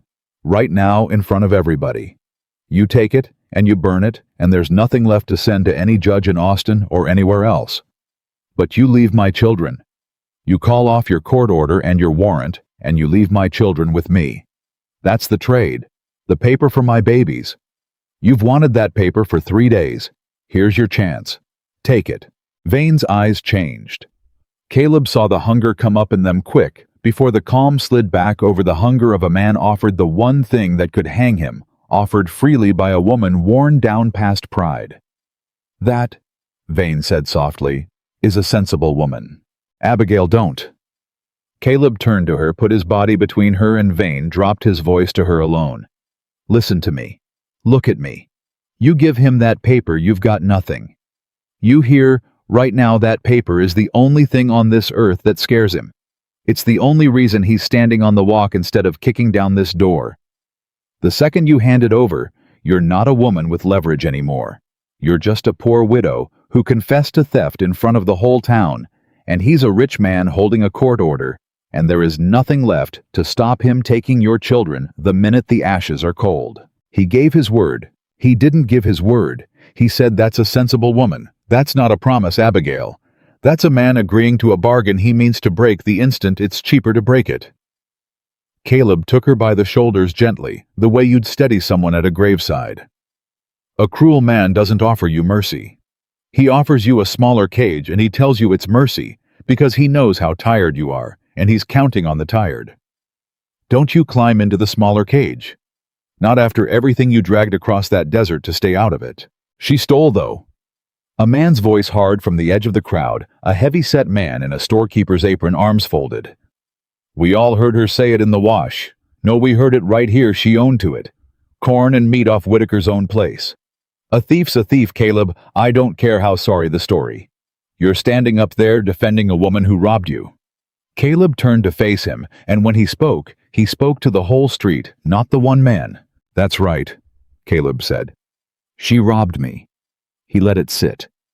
"She took corn and meat and a canteen off my place 2 nights back, because her 6-year-old hadn't stood up in 2 days, and her mother's leg had gone black. And she'd sooner have been shot than knock on a stranger's door and beg. That's the thief you're all looking at. A mother who stole a sack of corn to keep a child breathing." His voice dropped and hardened. "Now I'll tell you what Silas Vane stole. He stole the Turnbull widow's East 40 with a paper she couldn't read. He stole 3 years of a dead man's wages off Abigail Mercer with a note dated after that man was in the ground. He's stolen from half the folks standing on this street and called it business, and not one of you ever gathered to watch a sheriff drag him off. So don't you talk to me about thieves. There's a thief on this street. He's just wearing the clean coat, and he never once got his hands dirty because he pays men $1 a day to do it for him." The storekeeper's arms came unfolded. He didn't have an answer. He looked for the first time less certain of the ground he stood on and around him. Caleb watched the same uncertainty move through the crowd, like wind through wheat. Abigail's whole body was shaking now, the shaking of someone holding up a weight past the point the arms can hold, and Caleb saw the exact moment it almost broke her, saw her look back at the green door with her mother and her babies behind it, saw her weigh a certain week against an uncertain lifetime. Saw how badly the tired wanted to say yes. "I'll do it," Abigail whispered. Only Caleb heard it. "Caleb, I'll do it. I can't. I can't gamble my babies on a maybe I'll give it to him." And the green door opened a crack, and Samuel's face appeared in the gap, white and set, and the boy looked out at his mother on the porch, and his voice came small and steady into the middle of everything. "Ma, Grandma's awake. She's asking for you." He swallowed. "And she said to tell you, she said, don't you dare." She said she didn't copy that book for 2 years just so you'd hand it back at the first hard hour. She said she'll walk into that courtroom on one leg if she has to. His chin trembled and held. Don't do it, Ma. Please. Grandma says don't and I say don't. We didn't come all this way to go back in a cage. For a second, Abigail couldn't speak. Her son had used Caleb's word cage, a word he'd caught out of the air off a man he'd known one day, and given it back to her with his grandmother's iron behind it. And Caleb watched the two of them hold each other up across the gap in a green door, the boy inside and the mother out. And he understood he was watching a family decide to stay a family. Go back to your grandma, Abigail said, and her voice had changed, steadied, hardened, come home to itself. Tell her I heard her. Tell her I'm not trading anything. She turned back to face the gate, and her chin came up, and she was not shaking anymore. You hear that Silas Vane, a 10-year-old, just found more spine than you counted on. There's no trade. Keep your smaller cage. Mrs. Mercer? Vane's voice came up the steps, patient, reasonable, terrible in its reasonableness. Your mother is dying while this man makes speeches. Your daughter with her. Every minute you listen to him is a minute you steal from them. I am offering you certainty. He is offering you a doorway and a prayer. Choose. And it was Doc Bell who answered. The green door banged open, and the doctor filled it blood to the elbows, his knife still in one fist, and his voice came out of him like a felled tree. Nobody chooses one blessed thing till I've had my say, and my say is this. He pointed the knife straight down the steps at Silas Vane. That woman on my table is alive. You hear me, Vane, alive. I got the poison drained and the legs off at the knee, and by every rule of medicine, she should be dead, and she is not, because she is the stubbornest human being I have laid hands on in 40 years of doctoring, and she is not dying today on your schedule to make your bargain easier. He wiped the knife on his apron without looking at it. She's weak as water, and she can't stand and she can't testify tomorrow and maybe not the day after. But she's alive, and a live witness, Silas Vane, is worth a great deal more than a dead one. So you can put away that talk about her dying while the man makes speeches. She's not dying. She's just resting up to hang you. A sound went through the crowd. Not quite a laugh. Not quite a cheer, but a shift. A leaning in the town, moving an inch toward the doctor's porch and away from the man at the gate. Caleb felt it move, and he pressed. You hear that Amos, the witness, lives, which means in a week she stands in front of Judge Cross and names every name in that ledger from memory. She taught school 40 years. She doesn't forget a figure, and it won't be Whitaker's word against Vane's anymore. It'll be a school teacher's testimony, and a copied ledger, and a real judge. That's what Vane's afraid of. Not the paper, the weak. He needs those children out of the county, and that woman in the ground before Cross gets here, because a settled fact is hard to unsettle. And Vane's whole life is built on getting to the facts first. Caleb turned and looked out at the crowd, at all of them, and he raised his voice for the first time. How many of you signed a paper Vane read to you? How many made your mark on a note you couldn't read? How many of you are one bad season from being the family in that wagon? Nobody answered, but nobody looked away either. And then from the middle of the crowd a woman spoke. Elias Turnbull's widow. It was the same sharp voice that had called out before, and this time Caleb found the face to go with it, a thin woman in a gray bonnet, past 50, work-hardened, standing between a wagon and the mercantile wall, with her hands knotted in her apron. That's a name your old woman shouted in the wash this morning, ain't it? The woman said. Her voice climbed as she found her nerve. Curtis Hale told it around town not an hour ago before he rode out, said the Mercer woman's mother named names, and one of them was Elias Turnbull's widow, cheated of 40 acres. She stepped forward out of the crowd into the open. I'm Elias Turnbull's widow, and I never cheated on a debt in my life, and I never signed away no 40 acres, and when Elias passed, Silas Vane's man came to my door with a paper I couldn't read, and told me I owed, and I lost my East 40 inside a year. Her voice broke and hardened both at once. I thought it was just me. I thought I'd done something foolish. If that old woman's got my name in a book, then it weren't just me, and it weren't foolishness. It was thieving. It was thieving with a pen. The crowd made it sound again louder now, and this time it had an edge to it, and the edge was pointed at the gate. Silas Vane's face did not change. That was the frightening thing, and Caleb watched it with a kind of cold admiration. The man's whole world was cracking on a public street, and his banker's calm held like a nailed board. But his eyes moved. His eyes went from the widow Turnbull to the crowd to the sheriff to the green door doing arithmetic, and Caleb watched him arrive at the same sum Caleb had arrived at a minute before that. Tonight on this street the numbers had gone against him. "Sheriff Pike." Vane's voice was still smooth, but it had gone brisk, the voice of a man cutting a losing hand. "I'll not have the district court's authority mocked by hysterics and a doctor's temper. But I am a reasonable man, and I have no wish to see you make an error under the influence of an emotional crowd. Serve the warrant tomorrow in daylight with clearer heads. The children aren't going anywhere, neither is the debt." "No," Pike said. It came out so quiet that half the crowd didn't hear it, and Vane half turned toward his horse already stopped. "What did you say?" "I said no." Sheriff Amos Pike straightened his back for the first time since he'd stepped off his horse, and he turned the folded warrant over once in his hands and looked at it like it was something that had been handed to him by a stranger. "I'm not serving this tomorrow, and I'm not serving it tonight. Not till Judge Cross reads it. You want to file a complaint on me with Judge Harlan? You go right ahead. Silas, you and Harlan can eat supper on it. But I'm the law in Bitter Fork, not the district court, and not you.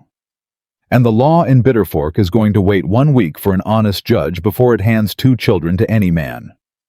He drew a breath. "And if that costs me the badge, then it costs me the badge. I've worn it scared for a long time. I find I'd rather set it down clean than keep it dirty." For 1 second, one Silas Vane's calm slipped all the way off, and what showed underneath was not rage. It was something worse. It was the blank, patient, bottomless look of a man recalculating a loss he fully intends to recover with interest from everyone in earshot. "You've all made a very expensive decision today," Vane said. He said it to the whole street. He said it the way another man might say good afternoon. "Every one of you. The widow with her 40 acres. The doctor with his temper. The sheriff with his sudden conscience." His eyes came last to Caleb and stayed. "And you. Most of all, Mr. Whitaker. You had nothing to lose this morning. I made a note of it. So I've spent the ride thinking about what a man with nothing can still be made to lose, and I want you to know I found several answers." He gathered his reins. "There's a week between now and Judge Cross. I've bought and sold whole lives in less time than that. Enjoy your victory tonight. It's the only one you'll get." He mounted the gray unhurried and turned it and rode back down the street at a walk through the crowd that parted for him, not out of respect, but out of the way you'd step back from a snake, and the town watched him go all the way to the end of the street and out of sight. Then it was over. The breath went out of the whole street at once. Caleb sat down. He hadn't meant to. His legs simply put him down on the top step of the doctor's porch, and he sat there with his forearms on his knees and his hands hanging, and he found they were shaking again, and he let them. Abigail sat down beside him. For a while, neither of them said anything. Behind them, through the open door, they could hear Doc Bell moving around his patient, and a low murmur that was Samuel talking to his sister, and under it all the thin, quick breathing of 2 people the doctor had pulled back from the edge that afternoon. "You could have let me trade," Abigail said finally. "I'd have done it. I was going to do it. I know. He'd have taken the paper and taken my children both, and I'd have handed him the knife to do it with." She pressed the heels of her hands against her eyes.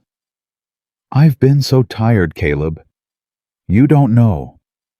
I've been tired down in the bone for 2 years, and I'd have signed anything, traded anything for 1 hour where somebody else carried it." "I do know," Caleb said.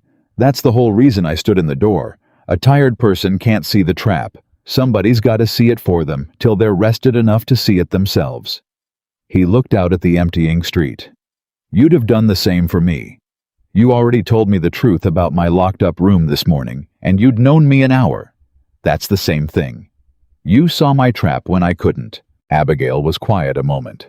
"We're a fine pair.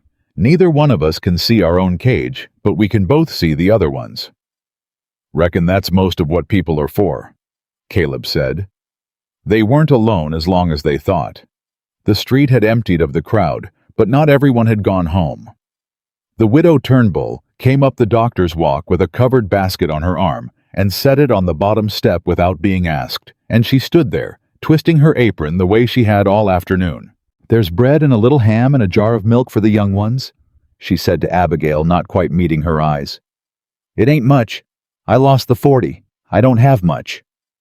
She stopped, then made herself say the rest. "I want to say this morning I'd have called you a thief right along with the rest of 'em. I want you to know I'm ashamed of that. Your mother put my name in a book so somebody someday would know it weren't my fault. Nobody's ever done a thing like that for me. So." She set her jaw. "Whatever you need these 3 days. I'll be at the end of the street. You send that boy, and I'll come." Abigail couldn't answer right off. When she did, her voice was rough. "Thank you, ma'am." "Don't thank me. I'm 2 years late." The widow Turnbull turned to go, then turned back. "That old woman in there, when she's able, I'd like to shake her hand." "She'd like that," Abigail said. "She was a school teacher. She likes being right in front of witnesses." That got the ghost of a smile out of the widow, and she went, and she wasn't the last. A man left a sack of feed for the roan. Another left an old crutch on the porch rail wordless for whenever the woman inside might want it, and Caleb understood the meaning of the crutch, that the whole street had heard Doc say the leg was off, and that this was a hardland's way of saying, "We know, and we're sorry, and we'll wait for her too." Sheriff Pike came up last on foot, his hat in his hands. "I'm leaving Toomey posted at the corner tonight," Pike said, "and I'll take the second watch myself. Vane won't try the house with a badge on the step. It's not his way. He likes it quiet and legal. But he'll try something, and I'd rather it try me than you." He worked the brim of his hat. "Caleb, what you said out there. About Mary. About that day at the grave." He couldn't finish it. "I know Amos. I meant it that day. I let being scared talk me out of a lot of things I meant." Pike put his hat back on. "Not tonight, though. Whatever else. Not tonight." He went down to the corner to stand his watch, and for a while the porch was quiet again. Then the green door opened, and Samuel came out. The boy stood a moment, taking in the empty street where the horses and the guns had been, and then he crossed the porch and sat himself down on the step below Caleb and Abigail, closed his shoulder against his mother's knee, and he didn't say anything for a bit. "Grandma's sleeping now," he said finally. "Real sleeping. Not the other kind. Lily, too. She drank a whole cup and asked for more." "That's good, baby," Abigail said, and put her hand in his hair. Samuel looked up at Caleb. "You put the shotgun down. Out there. I saw it through the crack in the door. You had it up, and then you put it down." He said it like it was a puzzle he'd been working. "Why'd you put it down when it was the thing that'd have made him go?" Caleb took a while with it, because the boy deserved a real answer, and not a quick one. "Because a gun only works till somebody calls it," he said. "Point it long enough, and either you fire it or you look like a liar, and either way, you've lost the only thing that was ever really keeping your family safe, which is that the town's on your side. The town doesn't stand with a man who'd shoot a deputy on a doctor's porch, but it'll stand with a man who wouldn't." He looked down at the boy. "Your grandma won today with a book. Your mama won today by refusing a bad trade. The doctor won with a knife and a temper. Not one of us won it with a gun, and that's exactly why it held. You remember that, Samuel? The loudest thing in the room is almost never the strongest." Samuel thought about that, serious as a judge, and nodded once. Then he leaned his head against his mother's knee and let his eyes close, and within a minute, the boy who'd carried water for 3 days and run a mile on bleeding feet and faced down a cattle baron through a crack in a door was asleep. Sitting up safe, for the first time in 2 years, and none of them moved for fear of waking him. Doc Bell came out onto the porch, wiping his hands on a clean rag now, and lowered himself onto the top step on Caleb's other side with the groan of a big man past 60 careful not to jostle the sleeping boy. For a while, the four of them just sat, three awake and one asleep in the settling quiet. "She's going to live?" Caleb asked. "She's going to try. That's the most I'll promise about anybody." Doc worked a knot out of his shoulder. "The leg's gone. She'll wake mad about it. She's the kind that'd rather have kept the leg and lost the argument. But the poison's out, and the fever's breaking, and the little girl's taking water and keeping it down. Give me 3 days of quiet, and I'll give you back a family." He glanced sideways at Caleb. "Which is where I've got to be the one to tell you the hard part since nobody else has done the sum out loud yet. Say it." Vane set a week for Judge Cross. He was being generous to himself, hoping we'd despair of it. Doc folded the rag. "But I sent my boy to the telegraph the minute I got Ruth breathing, and the wire came back while I was taking that leg. The flooding on the Colorado's dropped. Judge Nathaniel Cross is closer than Vane wants anybody to know. He'll make Bitter Fork in 3 days, not 7. 3. Caleb turned to look at him. "That's good news. Half of it's good news." Doc Bell's face was grim, and he made himself hold Caleb's eyes while he said the rest. "Because 3 days is also exactly long enough for a man like Silas Vane, and not 1 hour more than he needs. He heard me say the witness lives. He heard the whole town say it. He knows now that in 3 days, that woman stands in front of an honest judge and hangs him. Which means Vane's got 3 days to make sure she never gets there, 3 days to reach her or the paper or that boy or you, and he is not going to spend them arranging his defense." The doctor stood slow and looked down at the two of them on his steps. "He's going to spend them making certain there's no trial at all." Caleb did not sleep that first night, and he did not pretend to.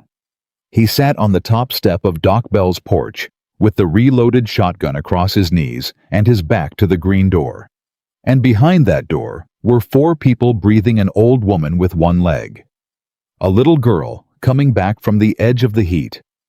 A boy asleep for the first time in 2 years, and their mother, who came out at midnight with a blanket and put it around Caleb's shoulders and sat down beside him without a word. "You should sleep," Caleb said. "So should you. One of us has to watch the corner. Then we'll both watch it." Abigail pulled her knees up under the blanket. Down at the end of the street, Deputy Toomey stood in the dark by the Mercantile, a lit cigarette. The only thing that gave him away, and past him somewhere in the black, was the town, and past the town was Silas Vane doing his arithmetic. "You think he'll come tonight?" "Not himself. He never does anything himself." Caleb kept his eyes on the corner. "But a man who says out loud that he'll make sure there's no trial has already decided to try something, so we watch." They watched, and a little after 2, when the moon was down and Toomey's cigarette had long gone dark, Caleb heard it not from the street, but from behind the house, the small wrong sound of a man trying to be quiet, who wasn't good at it. A boot on gravel, a held breath, the scrape of somebody testing a back window. Caleb was up and moving before he'd decided to move. He went around the side of the house low and fast, the shotgun in his hands, and he came around the back corner, and there were 2 of them at the rear window, one with a pry bar working the sash, and one holding a lantern shuttered down to a slit, and Caleb didn't say a word. He cocked both barrels. In the dead quiet night, that sound was the loudest thing in the county. Both men froze. "Set the bar down," Caleb said. "Slow. Then you're going to tell me what Silas Vane's paying you to break into a house with a sick child in it, and then you're going to run, and I'm going to let you, because I'd rather you carried a message back than carried a load of buckshot." The one with the pry bar set it down. He was young, jumpy, and over his head. "We ain't Vane didn't send us to hurt nobody. We was just to get the papers, the old woman's papers. There's $50 for the papers and no questions." $50. Caleb almost laughed. He put a $50 bounty on a rag of paper. That's how scared he is. You hear that, Abigail? She'd come around the corner behind him, and beyond her, drawn by the sound, Deputy Toomey was pounding up from the street with his gun out. "Silas Vane will pay $50 in the dark for a thing he swears in the daylight is a forgery worth nothing. Toomey, you heard that too." "Heard it plain," Toomey said, breathing hard, his gun on the 2 men now. "Heard him say Vane sent him for the Mercer papers."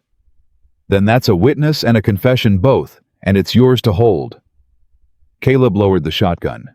Take him in, deputy. Wake the sheriff. And in the morning you tell Silas Vane that the first thing his own hired man did was prove the papers real by trying to steal it. Toomey took them. And Caleb stood in the dark behind the house with the shotgun hanging in one hand, and Abigail came and stood close, and neither of them said anything for a minute. You moved so fast, she said finally. I didn't even see you go. I've had 11 years of practice at being the only one awake in a house at night, Caleb said. Turns out it's good for something after all. It was the closest he'd come to saying the thing out loud, and Abigail heard it, and she put her hand on his arm in the dark, just for a moment, and then they went back around to the porch to finish the watch. The gray light came up slow, and with it came Curtis Hale. He rode in alone the way he'd ridden out of the wash, no wages, now a saddlebag and a bedroll, and the look of a man who'd slept in the open, and he stopped his horse at the gate and did not come in. I heard about last night, Hale said. 2 of Vane's men taken breaking in. Word's already all over town before breakfast. You came to gloat or to help? Caleb asked. To tell you what's coming, since I'm the only one left who knows the inside of it. Hale swung down, slow hands open. I rode for Vane 18 months. I know how the man loses because I've watched him lose before, and he only ever loses one way. He loses in the daylight, after he's already tried everything in the dark. So he'll have tried the papers. That was last night. When that fails, he'll go to the courtroom, and in the courtroom, he does the same trick every time. Hale looked up at the porch at Abigail. He'll say the old woman's copy is a fake. He'll say she's a bitter cheat who wrote a pack of lies in her own hand to escape an honest debt, and there's no way on God's earth to prove her scribbles match his real books, because his real books, Abby, are the one thing he'll never let into a courtroom. He keeps the true ledger in a strong box in his study, and it never leaves the house. So it comes down to her word against his paper, and a stranger judge won't hang a rich man on a dead schoolteacher's beg. Pardon, a sick schoolteacher's word alone. Then how do we win? Abigail said. You get the real ledger. Hale said it flat. That's the whole game. His copy against yours proves nothing. His real book against yours proves everything, because they'll match entry for entry, and the only way 2 books match that close is if one was copied off the other. You put his true ledger next to Ruth's copy in front of an honest judge, and it's over. That's the only way it's over. He hesitated. And I'll tell you the other thing, because you've a right to know it, and because I helped make it true. That note, the one dated after Thomas was in the ground. I was there when Dutch forged Thomas's mark on it. I didn't hold the pen. But I stood in the room, and I said nothing, and that's the same as holding the pen. His jaw worked. I'll say so. In the courtroom.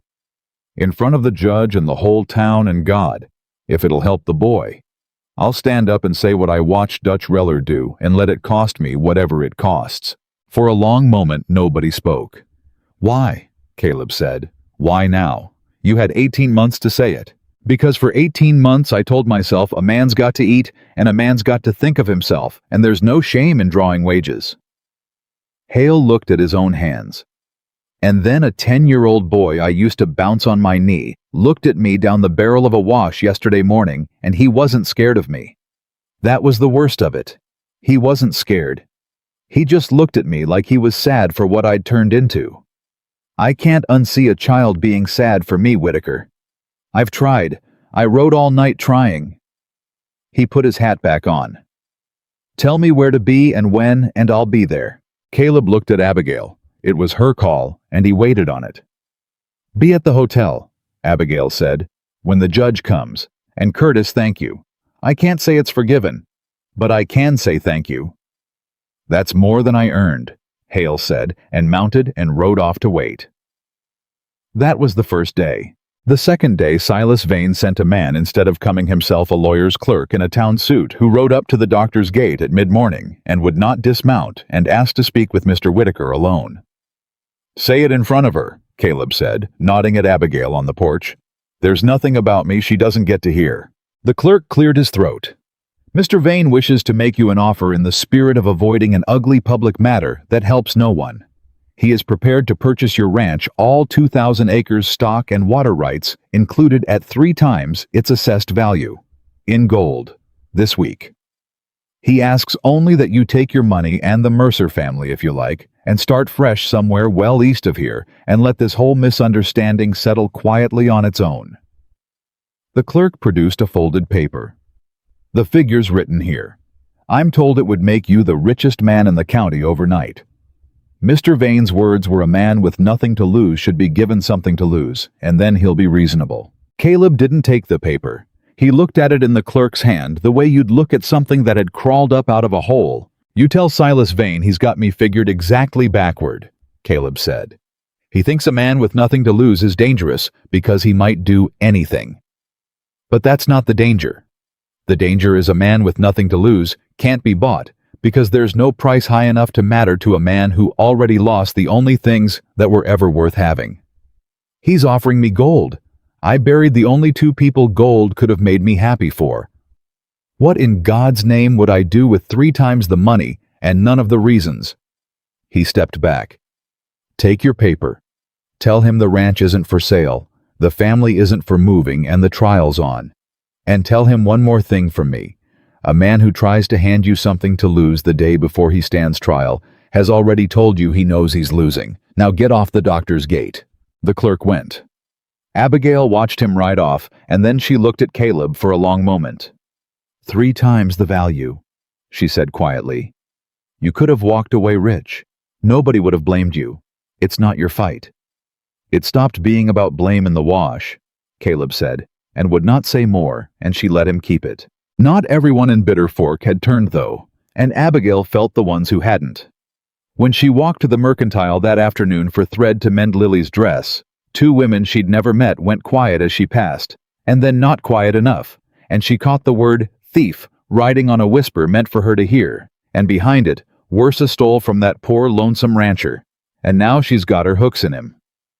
She kept her chin up, and paid for her thread, and walked home, and she did not tell Caleb, because there was nothing he could do about a whisper, and it would only make him stand another night's watch against a thing that couldn't be shot.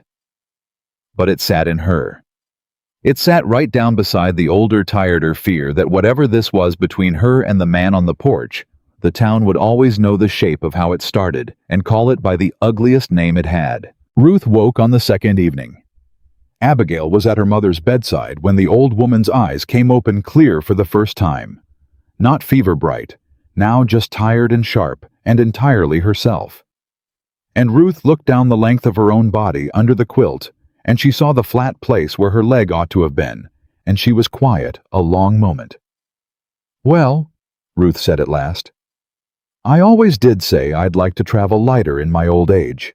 Abigail made a sound that was half a laugh and half everything else, and put her face down against her mother's shoulder, and Ruth stroked her hair with a hand gone thin as paper. None of that, Ruth said. None of that. I'm not dead, and I'm not done. A leg's a leg. My head's the part Silas Vane needs to worry about, and my head is right where I left it. She lifted Abigail's chin. The paper. The doll. Is it safe? It's safe, Mama. And the trial. Judge Cross comes tomorrow. Curtis Hale says Vane will claim your copy's a forgery. Says the only way to beat him is to put your copy next to his real ledger, and he keeps that locked in his house, and it never comes out. Ruth's eyes changed the school teacher's eyes, the ones that had caught 40 years of children in 40 years of small lies. Does it now? It never comes out. She lay back against the pillow. Then somebody had better see that it does.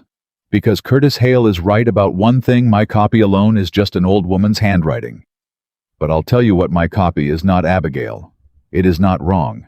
There is not one figure in it I invented. And a man who has spent his life certain that nobody could ever match his books has grown careless about hiding them because he's never once been afraid of a witness before.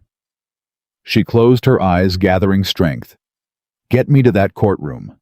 On one leg and a chair on a board if you have to carry me.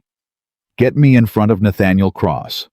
And find some way, you or Whitaker or the sheriff or the good Lord, to get that strongbox open. That's all I need.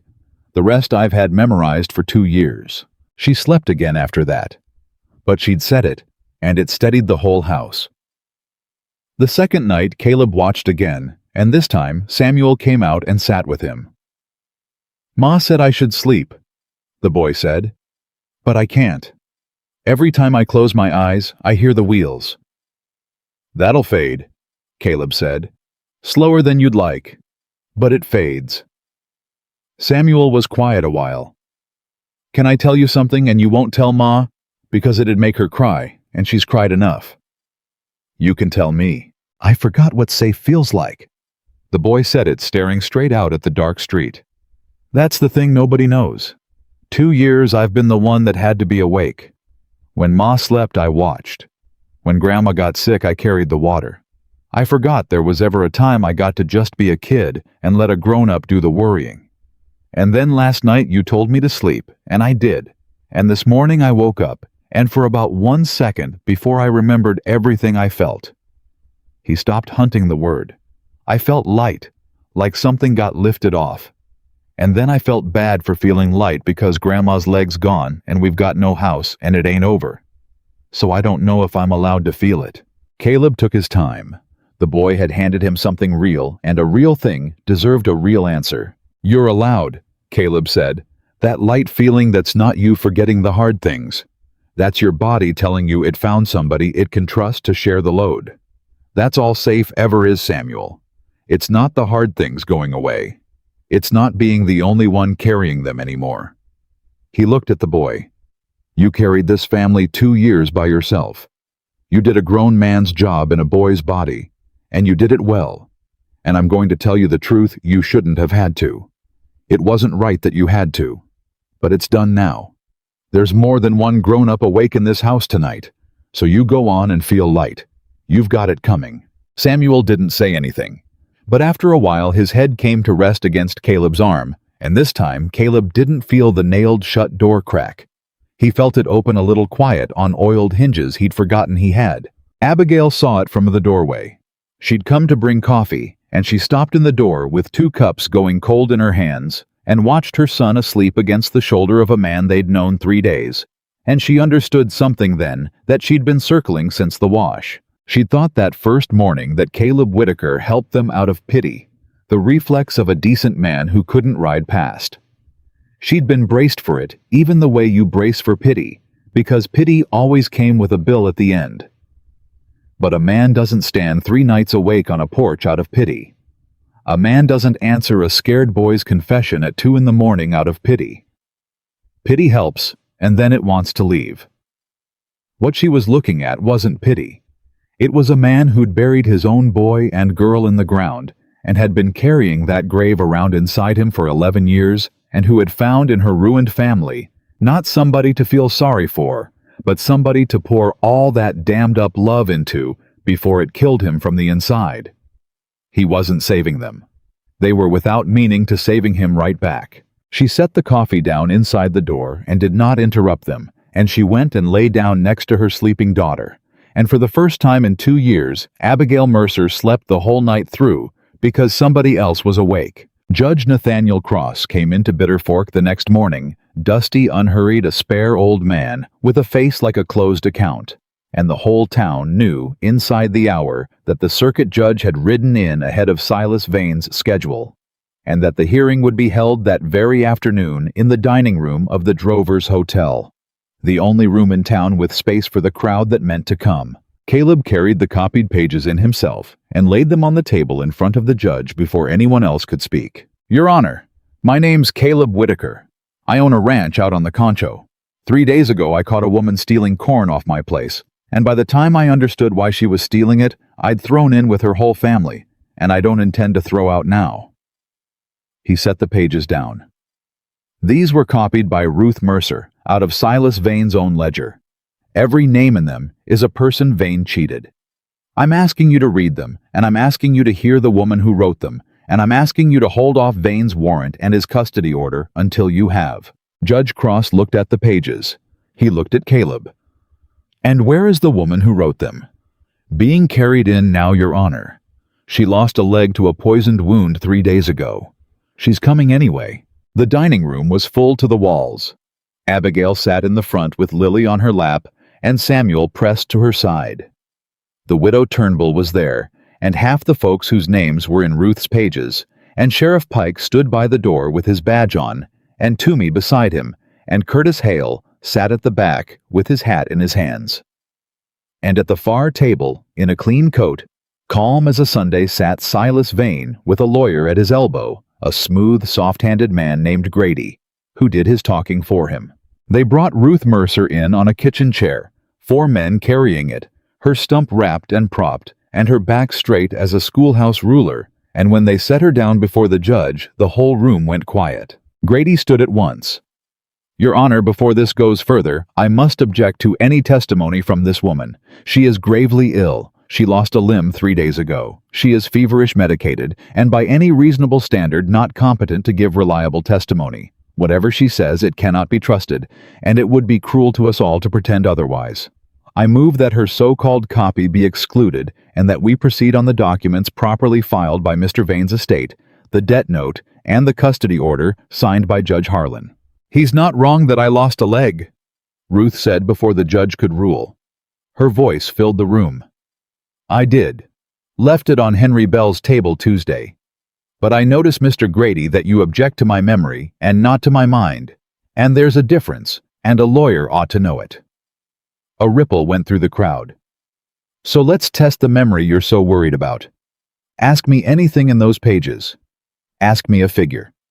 I taught this county's children their sums for 40 years, and there's grown men in this room who still can't cipher a feed bill because they slept through my class, but I never once forgot a number in my life, and I did not start 3 days ago." Judge Cross looked at her a long moment, then dry as chalk. "Mr. Grady's objection is noted. I'll determine the reliability of the witness by hearing her, which is the customary method.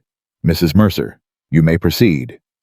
And Ruth Mercer began to name them. She named Elias Turnbull's widow 40 acres, the false debt of $200, the date the interest Vane had added month on month until the land was cheaper to surrender than to keep.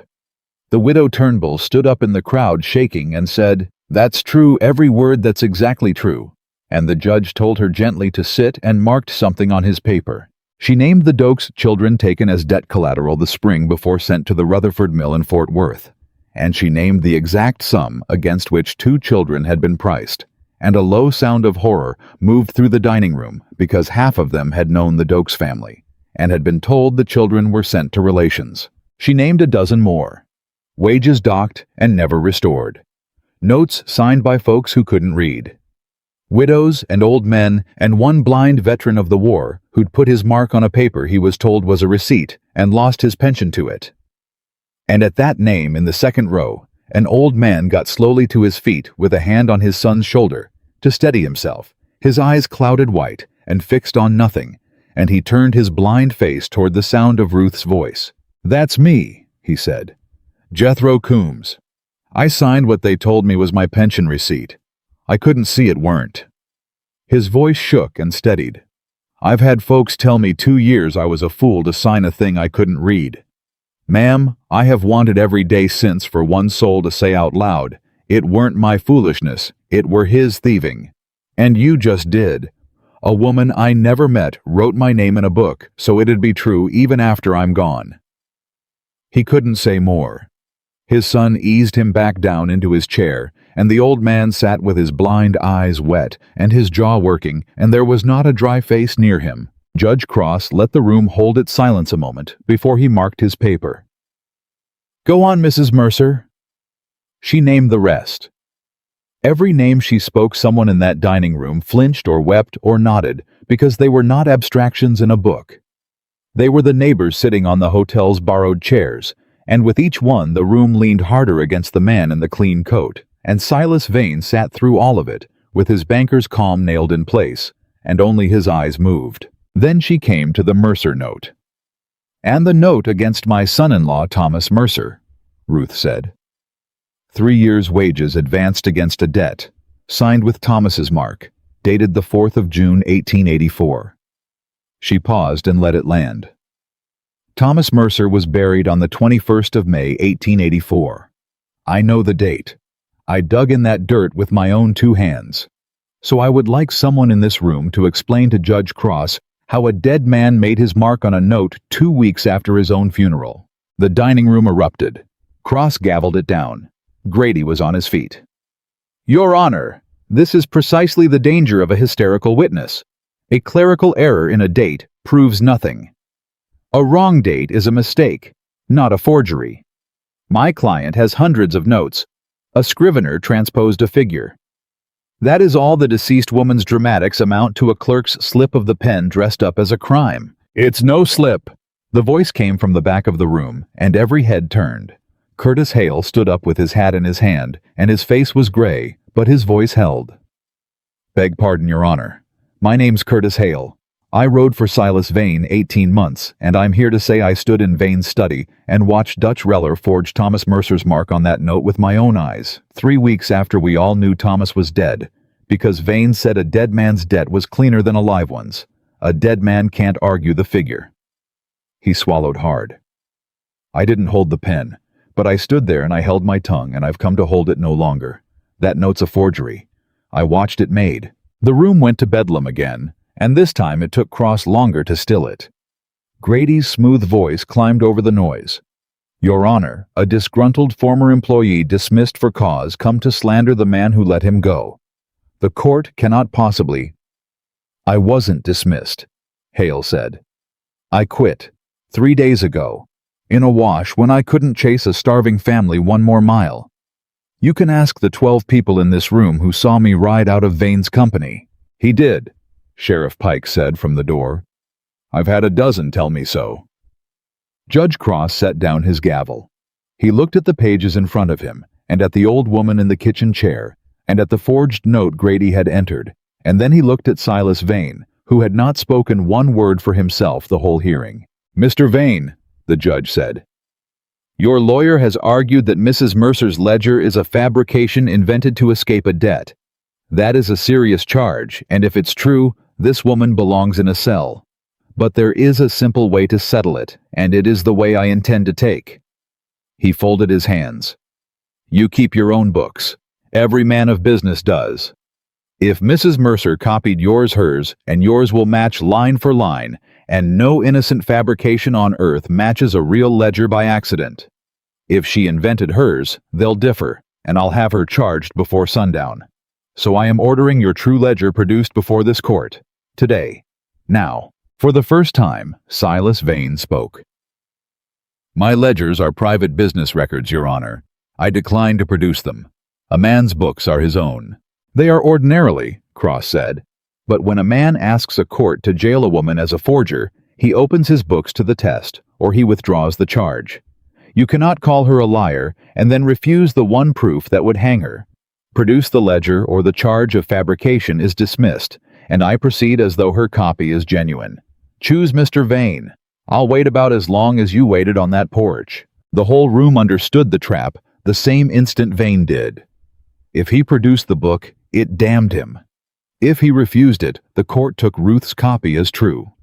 He'd built his life on holding the only book that mattered, and now the book was a noose whichever way he pulled it.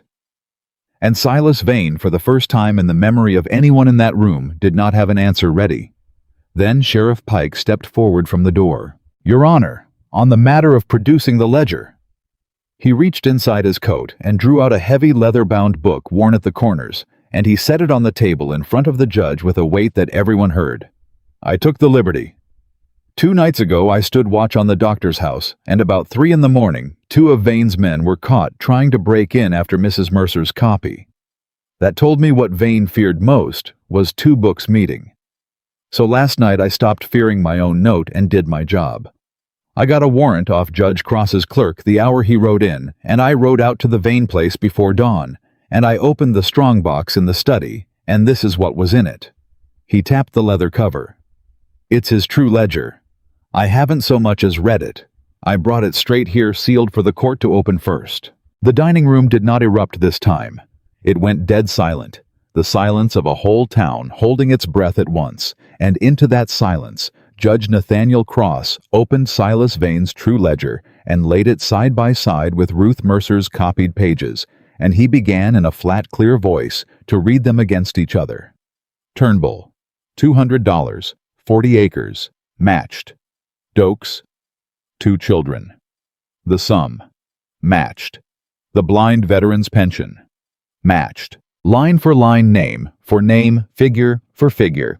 The schoolteacher's copy and the cattle baron's secret book agreed, and with every matched line, the judge's voice grew colder and the room grew stiller, until he came at last to the Mercer note, dated the 4th of June, against a man buried on the 21st of May, entered in Vane's own hand, in Vane's own book.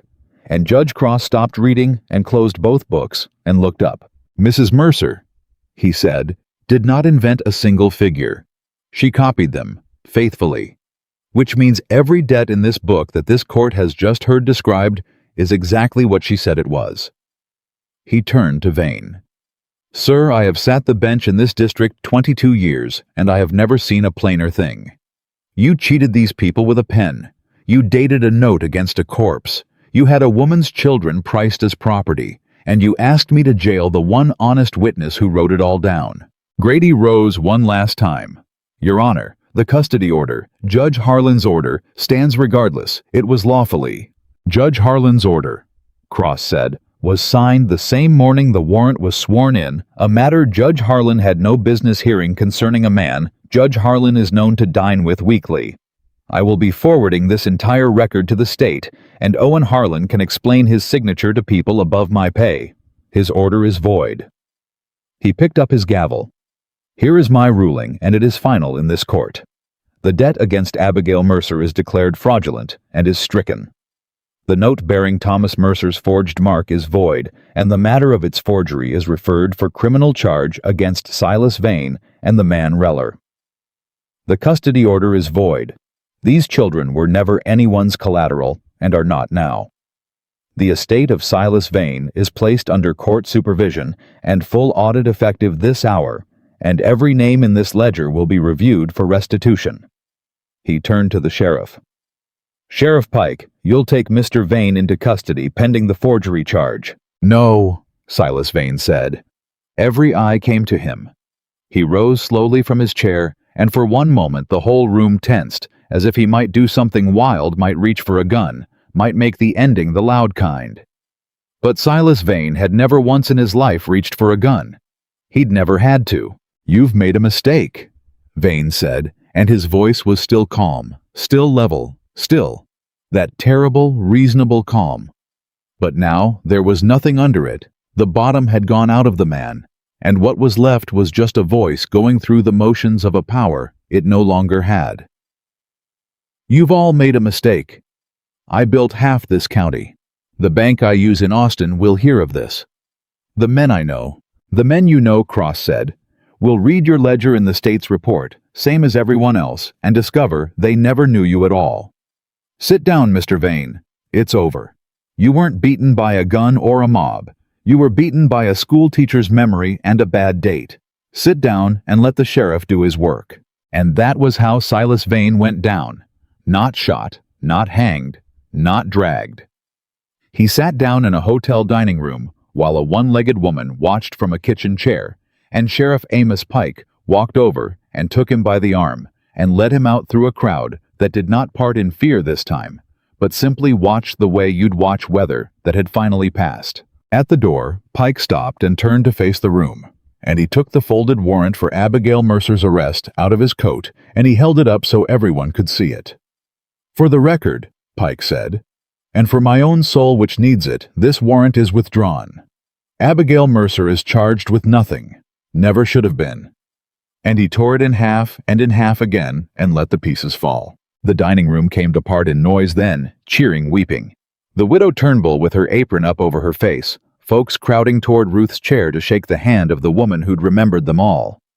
Lily in her mother's lap looked up at all the noise and the strange smiling faces and tugged Abigail's sleeve and asked in her small clear voice that cut straight through the din. Mama is Mr. Caleb, the man who stopped the bad horses. And Abigail, laughing and crying both at once, said, Yes, baby, that's the man who stopped the bad horses. Caleb stood at the edge of it all, with his hat in his hands, and watched a family he'd known 4 days come out the other side of the thing whole, and he felt the strangest sensation. One he had to reach back 11 years to name. He felt glad, simply wholly glad, standing in a crowded room with no grave in it. But later, when the crowd had thinned, when Ruth had been carried back to the doctor's to rest, and Samuel had fallen asleep across 2 chairs, and Lily had finally quieted, Abigail found Caleb out on the hotel gallery alone, and she came and stood beside him, and the gladness had gone out of her face, and something quieter and harder had taken its place. "We won," she said. "We did. Silas Vane's ruined, and my name's clean, and my babies are free." She wrapped her arms around herself. "And I've got no home, Caleb. I want to say that plain tonight while everybody's still cheering, because tomorrow they'll stop cheering and it'll still be true. The debt's gone, but so's the little I had. Vane took the land 2 years ago, and the court can't give back what was never lawfully mine to start with. I've got a mother who can't walk 2 children the clothes we're standing in, and a rag doll with a ledger sewn in it. That's the whole of what Abigail Mercer owns in this world." Her voice didn't break. She'd said it too plainly for that. "I'm free. I've never been so free in my life, and I have got absolutely no idea where my children are going to sleep next week." Caleb was quiet a while after she said it. He turned his hat over in his hands once, and then he set it on the gallery rail and looked out at the dark town, and when he spoke, he said the thing he'd been carrying since about the 2nd night on the porch. "They'll sleep at my place," he said. "If you'll have it." "Caleb, let me say it the whole way before you answer, because I've thought about how to say it so it doesn't come out wrong and I'll only get it right the once." He faced her. "I've got 2,000 acres and a house I've kept like a tomb for 11 years, and not one living soul on the place, but me and a horse. I need hands. That's the plain truth of it. I've needed hands for years and never hired any, because hiring somebody meant somebody in the house, and I couldn't stand somebody in the house. Well, that's done. So here's my offer, and it's an offer, not a charity, and not a rescue. Wages. Real wages written down on paper in numbers your mother can read out loud to you, so you know I'm not cheating you a cent. You'd keep my books, your mother would. She's better at it than any man I could hire, and she's already threatened to. The boy earns his keep learning the stock. There's an empty cabin, the foreman's cabin, good and sound, its own door, and its own stove, and it'd be yours. Yours, not lent, not watched. Yours to lock from the inside if you want." Abigail didn't answer right off. When she did, her voice had an edge she'd earned the hard way. "I left one man's roof because it came with chains," she said. "He gave me a cabin, too, once. Called it generous. It came with a debt that grew in the dark and a paper I couldn't read, and a lock that only worked from his side. So you tell me, Caleb Whitaker, and you tell me true, what makes your roof any different from his? Because they start the same. A hard man and a kind one both start by offering a desperate woman a place to sleep." It was a fair question, maybe the fairest she'd ever asked anybody, and Caleb didn't flinch from it. "Because you can leave mine any day you choose," he said, "and still take what belongs to you." The words sat in the dark between them. Silas Vane's cabin was a trap that looked like a gift, Caleb went on. "Mine's a gift, and if it ever starts to feel like a trap, you walk out the door with your wages in your pocket, and your children by the hand, and your mother's books under your arm, and there is not one paper on this earth mine, or any judge's, that can say you owe me a thing for having stayed. That's the whole of the difference. A cruel man builds a door that only opens in. I'm telling you, the door opens both ways, and it always will. And the day it doesn't is the day I've turned into him, and if I ever do, you have my leave to shoot me with your own butter knife." He almost smiled. "You still got that butter knife?" Abigail let out a breath that was half a laugh. "I've still got it." "Keep it sharp then. Keep it as a promise I made you sober. You watch that door, Abigail. The day it stops opening out, you use it on me." She looked at him a long moment in the dark, and Caleb watched her weigh it. Watched 2 years of learning that every kindness had a hook in it go up against a man who had just on purpose handed her the one weapon that would matter if he ever lied. "My mother will want to argue the wage figure," Abigail said at last. "She argues everything. It's how she knows she's alive." "I'm counting on it," Caleb said. "I'd be insulted if she didn't." That was the yes, though neither of them said the word, and both of them knew it. Ruth Mercer argued the wage figure the next morning from her kitchen chair with a pencil in her hand and a fierceness that had Doc Bell laughing in the next room. She talked Caleb up $2 a month on her own bookkeeping, and then when he agreed too fast, looked at him narrow-eyed and said, "You'd have gone 3. And Caleb admitted he would have, and she said, "Then we'll write 3, and you'll learn not to fold so easy in front of a woman with a pencil." And that was how Ruth Mercer negotiated her own wages up, and Caleb's respect for her along with it. They moved out to the ranch inside the week, the whole ragged lot of them, in a borrowed wagon. A far better wagon than the one that had died in the wash with Doc Bell's crutch, and Ruth propped in the bed, giving directions to a road she'd never traveled, and Samuel up front, where he'd ridden with Caleb the first day, and Lily on her mother's lap, clutching the rag doll with its secret seam now empty the ledger long since in a judge's hands. Caleb showed them the foreman's cabin first, and Abigail walked every corner of it in silence, testing the door, sliding the bolt, standing a long moment at the window, before she nodded once and said it would do, which from Abigail Mercer was a hymn of praise. But it was the main house Caleb walked into last alone that same evening, while the others got the cabin swept. There was a room at the back of it he had not opened in 11 years. He'd nailed it shut the winter after the fever driven the nails himself, with a hammer he couldn't feel his hands around, and in the years since he had built his whole life on walking wide of that one door, the way Abigail had said her mother had walked wide of a grave in the middle of the floor. Behind it was a small bed and a smaller cradle, and a woman's dresses folded in a chest, and a child's shoes no bigger than a man's thumb. And every day for 11 years, Caleb Whitaker had eaten his supper 12 feet from all of it, and not looked. He stood in front of the door now, with a claw hammer in his hand. He hadn't planned to. He'd walked into the house meaning to light a lamp and go to bed, and his feet had brought him to the back hall, and the hammer had been on the shelf where it always was, and he'd picked it up before he knew he'd reached for it. The first nail screamed coming out. So did he, a little low in his chest, a sound he'd never made even at the graves. The second nail came easier. By the fourth he was weeping the way a man weeps who has forgotten how, and is doing it badly ugly and shaking, and he pulled every nail out of that door and threw them one by one down the hall, and when the last one was out, he stood there with his forehead against the wood, not yet able to open it, just standing, just letting the door be a door again instead of a tomb. That was where Abigail found him.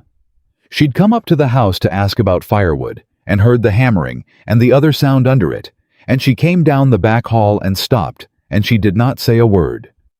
She just came and stood beside him, close her shoulder against his arm, the way her son's had been that first day on the wagon seat.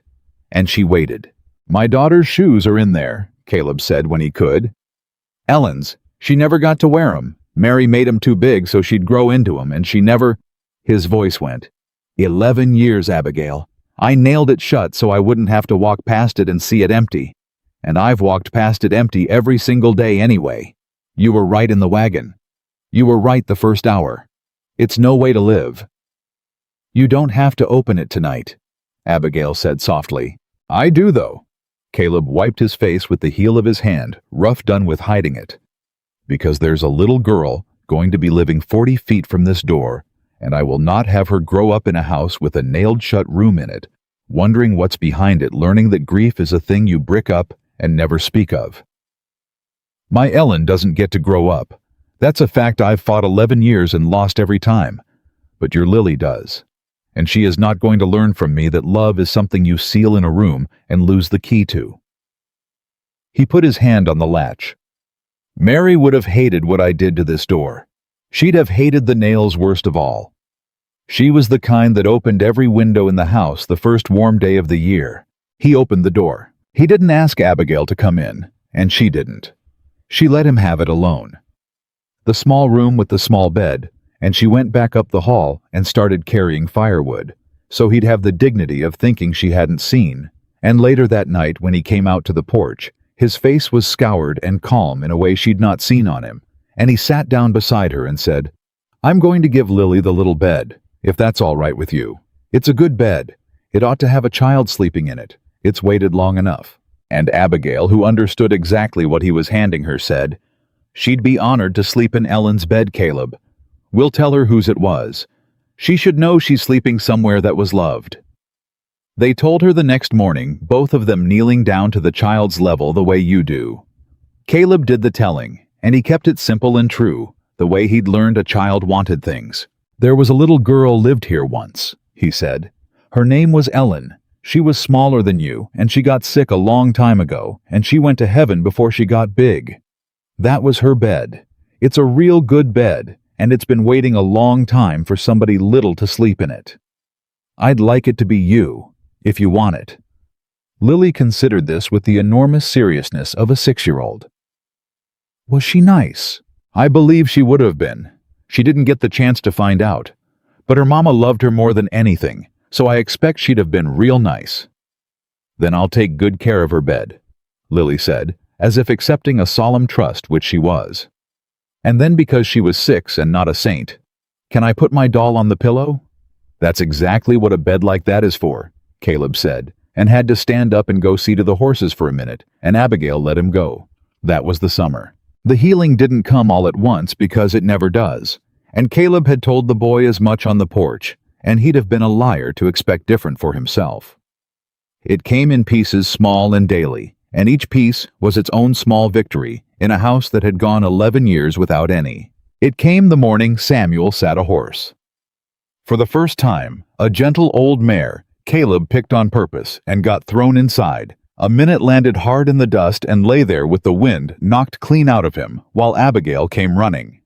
But before she reached him, the boy was already up, already spitting dirt, already reaching for the reins. With a look on his face Caleb knew, and Caleb caught Abigail by the arm and held her back. "Let him get back on." He fell, and he's getting back on his own, and you running to him will teach him falling's the end of something. It's not. Watch. And they watched Samuel Mercer climb back into the saddle with his jaw set exactly like his mother's, and Caleb called out, "Heels down, son, and quit fighting her mouth." And the boy rode. He rode badly, and then less badly, and by August, he rode like he'd been born to it. And the day he first galloped the fence line whooping with his hat in his hand, Abigail had to sit down on the porch step because her knees wouldn't hold her watching her boy be a boy. It came the afternoon Lily laughed. She'd been the slowest to come back. The little girl she'd taken water, and then food, and then color, but the laughter had stayed gone, locked up somewhere. The hunger and the bad horses had driven it. She spoke but quiet, and she watched every room she entered the way old soldiers watch a tree line.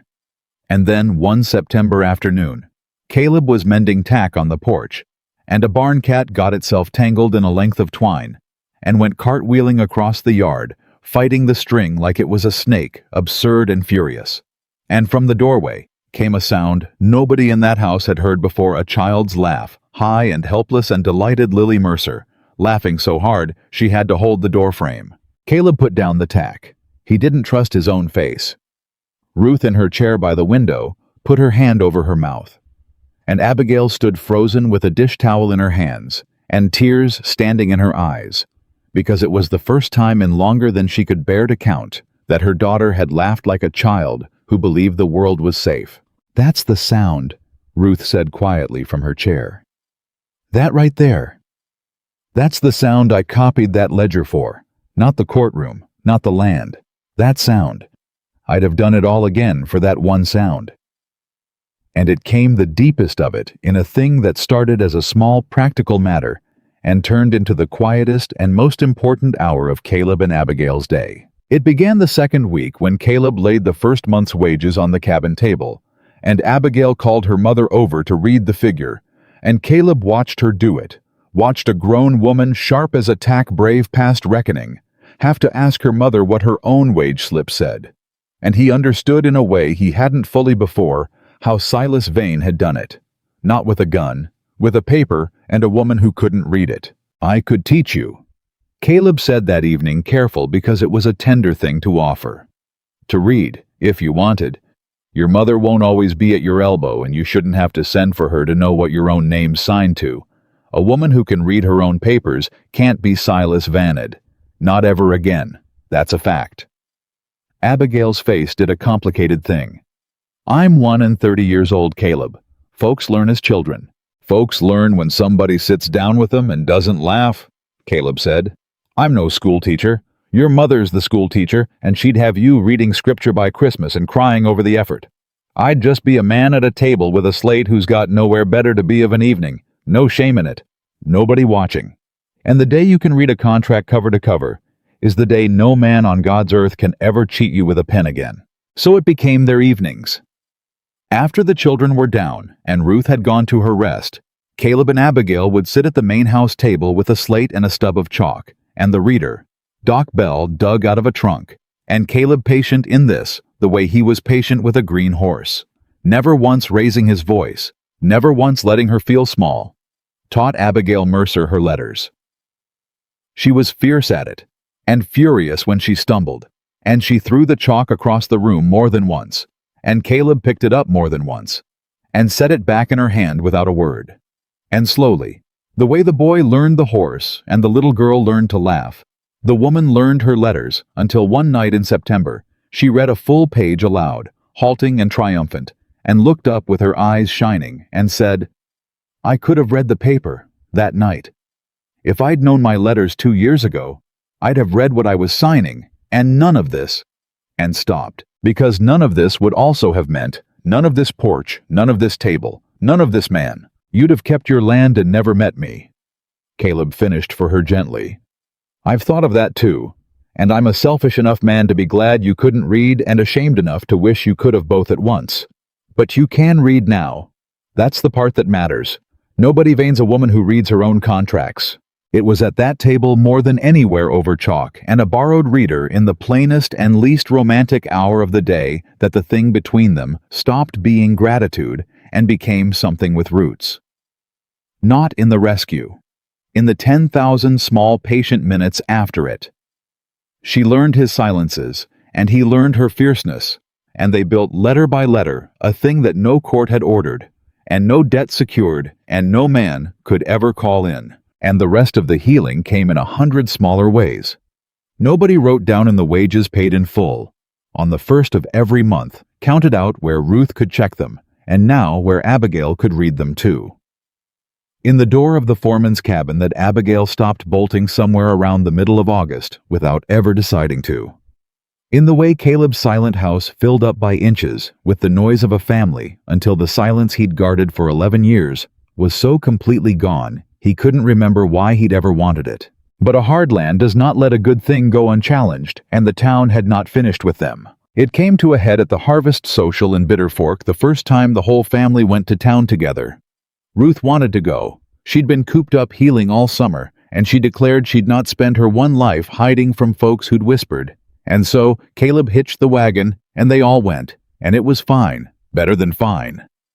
Half the county came up to shake Ruth's hand and thank her, until a knot of the churchwomen got to talking near the cider table, loud enough to be heard. Living right there on his land in his cabin, a widow, and him a widower, and no ring between them, and everybody just pretending it's about wages. What kind of example for the children? Stole from the man, and now she's got the whole ranch. Clever's the word for it, if clever's what we're calling it these days. Abigail heard it. She went still and old the way she had at the mercantile, and she set down her cider and reached for Lily's hand to gather the children and go, because she'd spent 2 years learning there was no winning against a whisper. Caleb heard it too. He didn't go still. He crossed to the cider table, and he took off his hat, that old Western courtesy.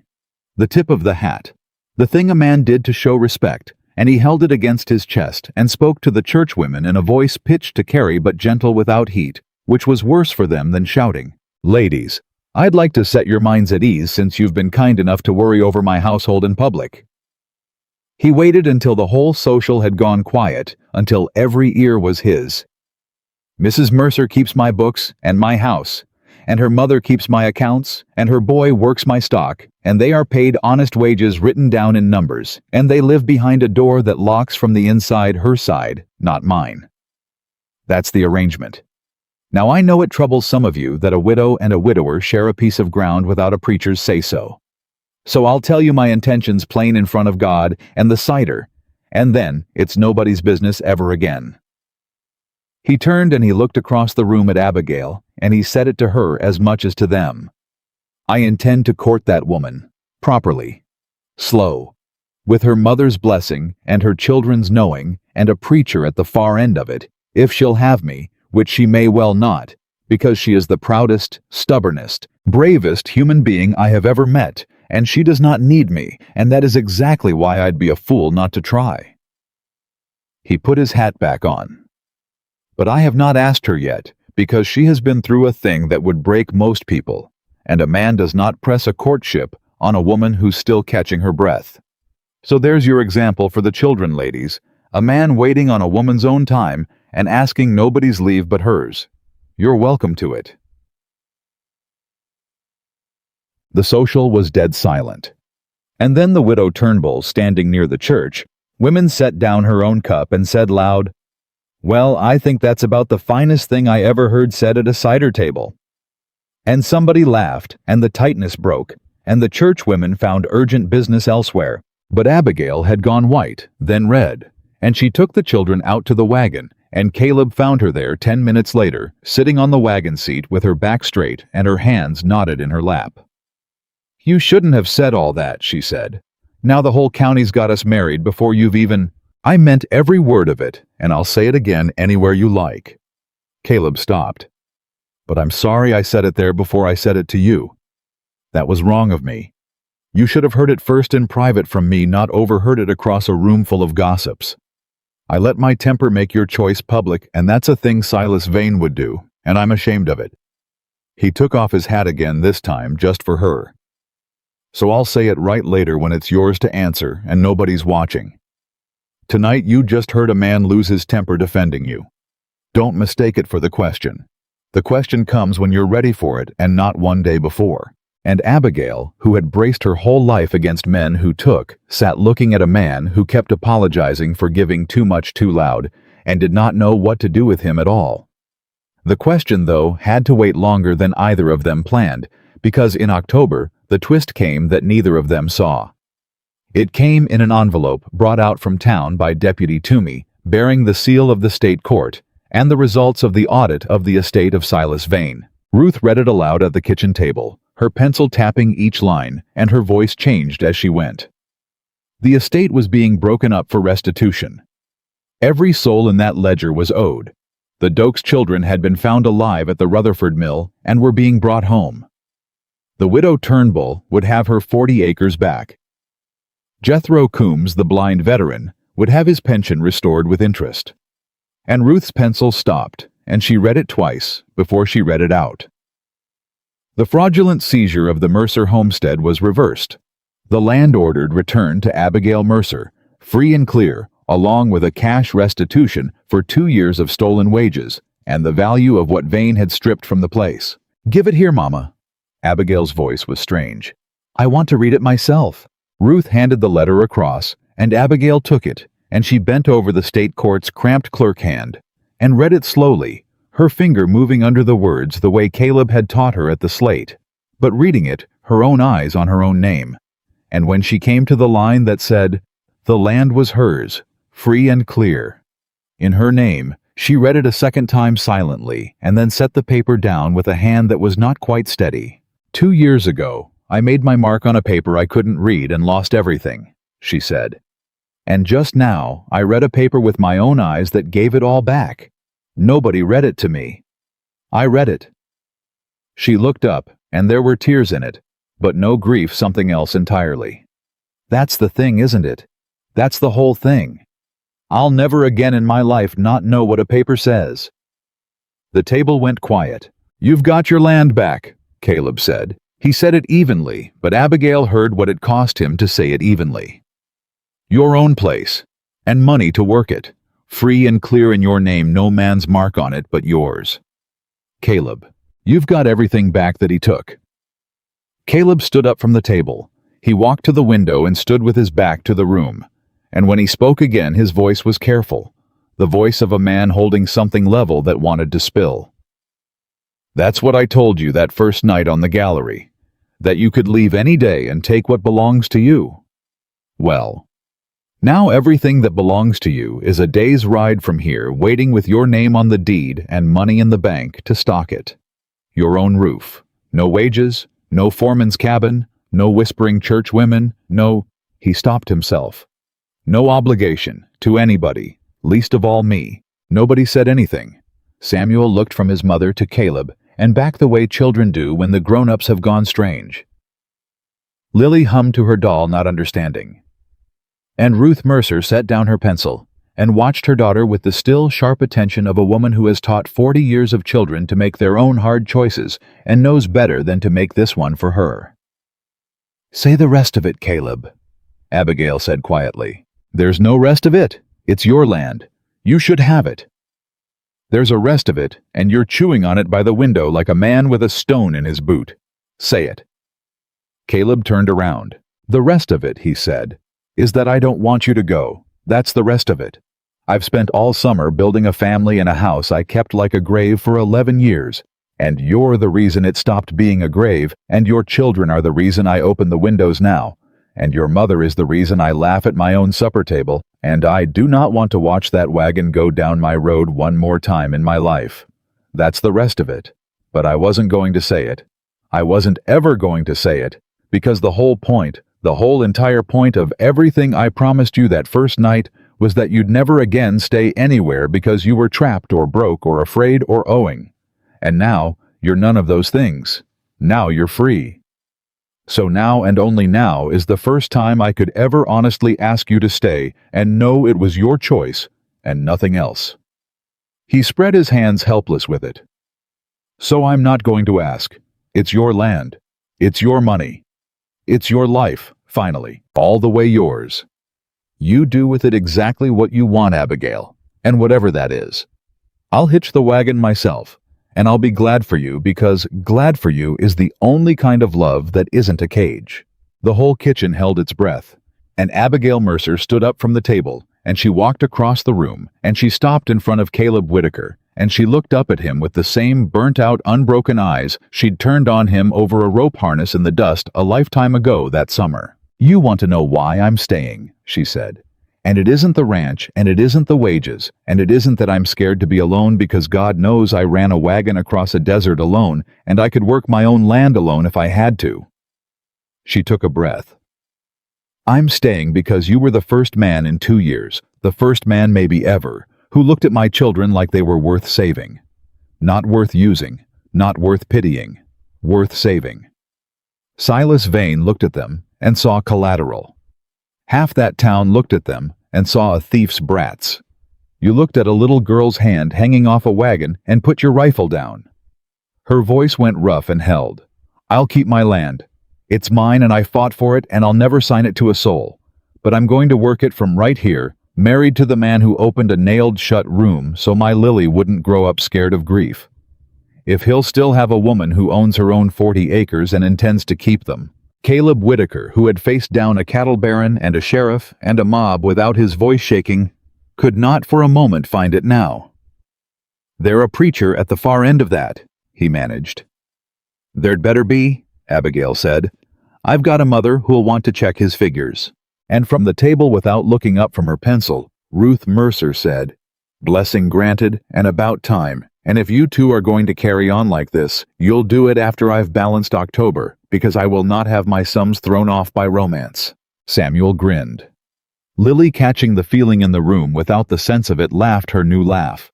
And Caleb reached out and took Abigail's hand, not to hold her, not to keep her, just to hold it, the free and open hand of a woman who had chosen, and the house that had been a tomb went on being a home. They were married that fall under a warm Texas evening that had no business being so warm so late, and the whole reformed county came, and the widow Turnbull cried, and Curtis Hale stood at the back with his hat in his hands, and was by the end forgiven because Abigail found she had it in her after all. Doc Bell gave the bride away on account of nobody else being tall enough to do it right. Ruth kept the books of the wedding itself down to the cost of the cake and pronounced it under budget. Samuel stood up beside Caleb as best man 10 years old and grave as a judge, And when the preacher asked who supported this union, the boy said, "I do," a beat before anyone else, and turned red, and everyone pretended not to notice. And late that night, when the guests had gone and the children were asleep, Lily in Ellen's little bed with the doll Samuel in a room of his own for the first time in his life, Caleb and Abigail sat on the porch under the stars, and Caleb thought about the morning. It had all started: the empty grain sack and the rifle, and the sound of a woman dragging her whole world across his land because she'd rather bleed than beg. "You ever think," Abigail said, "how close you came to just riding on catching a thief, calling the sheriff, going home?" "Every day," Caleb said. "I think about it every single day. A man could have done it. Most would have. Seen a woman with a wagon full of trouble and figured it wasn't his to carry." He looked out at the dark land that wasn't silent anymore. That's the thing nobody tells you about a hard country. It's not the law that makes it merciful. We had law. Vane had more law than anybody, judges and warrants and papers by the stack. Law didn't save you. Law's just a tool, and a cruel man picks it up same as a kind one. He took her hand. A hard land gets made merciful one way, and one way only. Somebody comes along who won't ride past. That's all it ever takes. That's all it ever took. One person who looks at suffering in the dust and gets down off the horse. "You make it sound simple," Abigail said. "It is simple. It's just not easy. Those aren't the same thing." Caleb turned her hand over in his, the free hand of a woman who'd read her own deed. Simple's knowing the right thing when a starving woman turns around in the road and won't beg. Easy would have been riding home. I nearly did the easy thing. I want you to know that tonight of all nights, I sat that horse a good long minute at the top of the rise and told myself it wasn't mine to carry. Every good thing I've got now, I almost rode past. Our whole life was about 1 minute where I could have gone either way. But you didn't. I didn't. And I'll spend the rest of my days grateful to whatever it was in me that got down off that horse, because it wasn't wisdom and it wasn't courage. It was just, I couldn't do it. I looked at that little hand hanging off the wagon and I could not make myself ride past it." His voice went low. "Turns out that's the whole of a man's character, Abigail. Not the big speeches. Just whether he can ride past a hand in the dust or whether he can't. I found out I couldn't. Best thing I ever learned about myself, and I learned it from you." Abigail leaned her head on his shoulder, and for a long while neither of them said anything, and the warm night held them, and the house behind them breathed with sleeping children. Caleb Whitaker had raised his rifle at a thief that summer morning. By sunset, he had cut the rope from her shoulders, and by fall, he had given her his name and taken hers into his heart. And he understood at last the thing his grief had spent 11 years hiding from him: that the man who refuses to ride past another's suffering does not only save the ones he stops for, he saves himself. And there is no law in any book that can do that work, and no rich man alive who can undo it. And that is the whole and finished truth of Caleb Whitaker's life.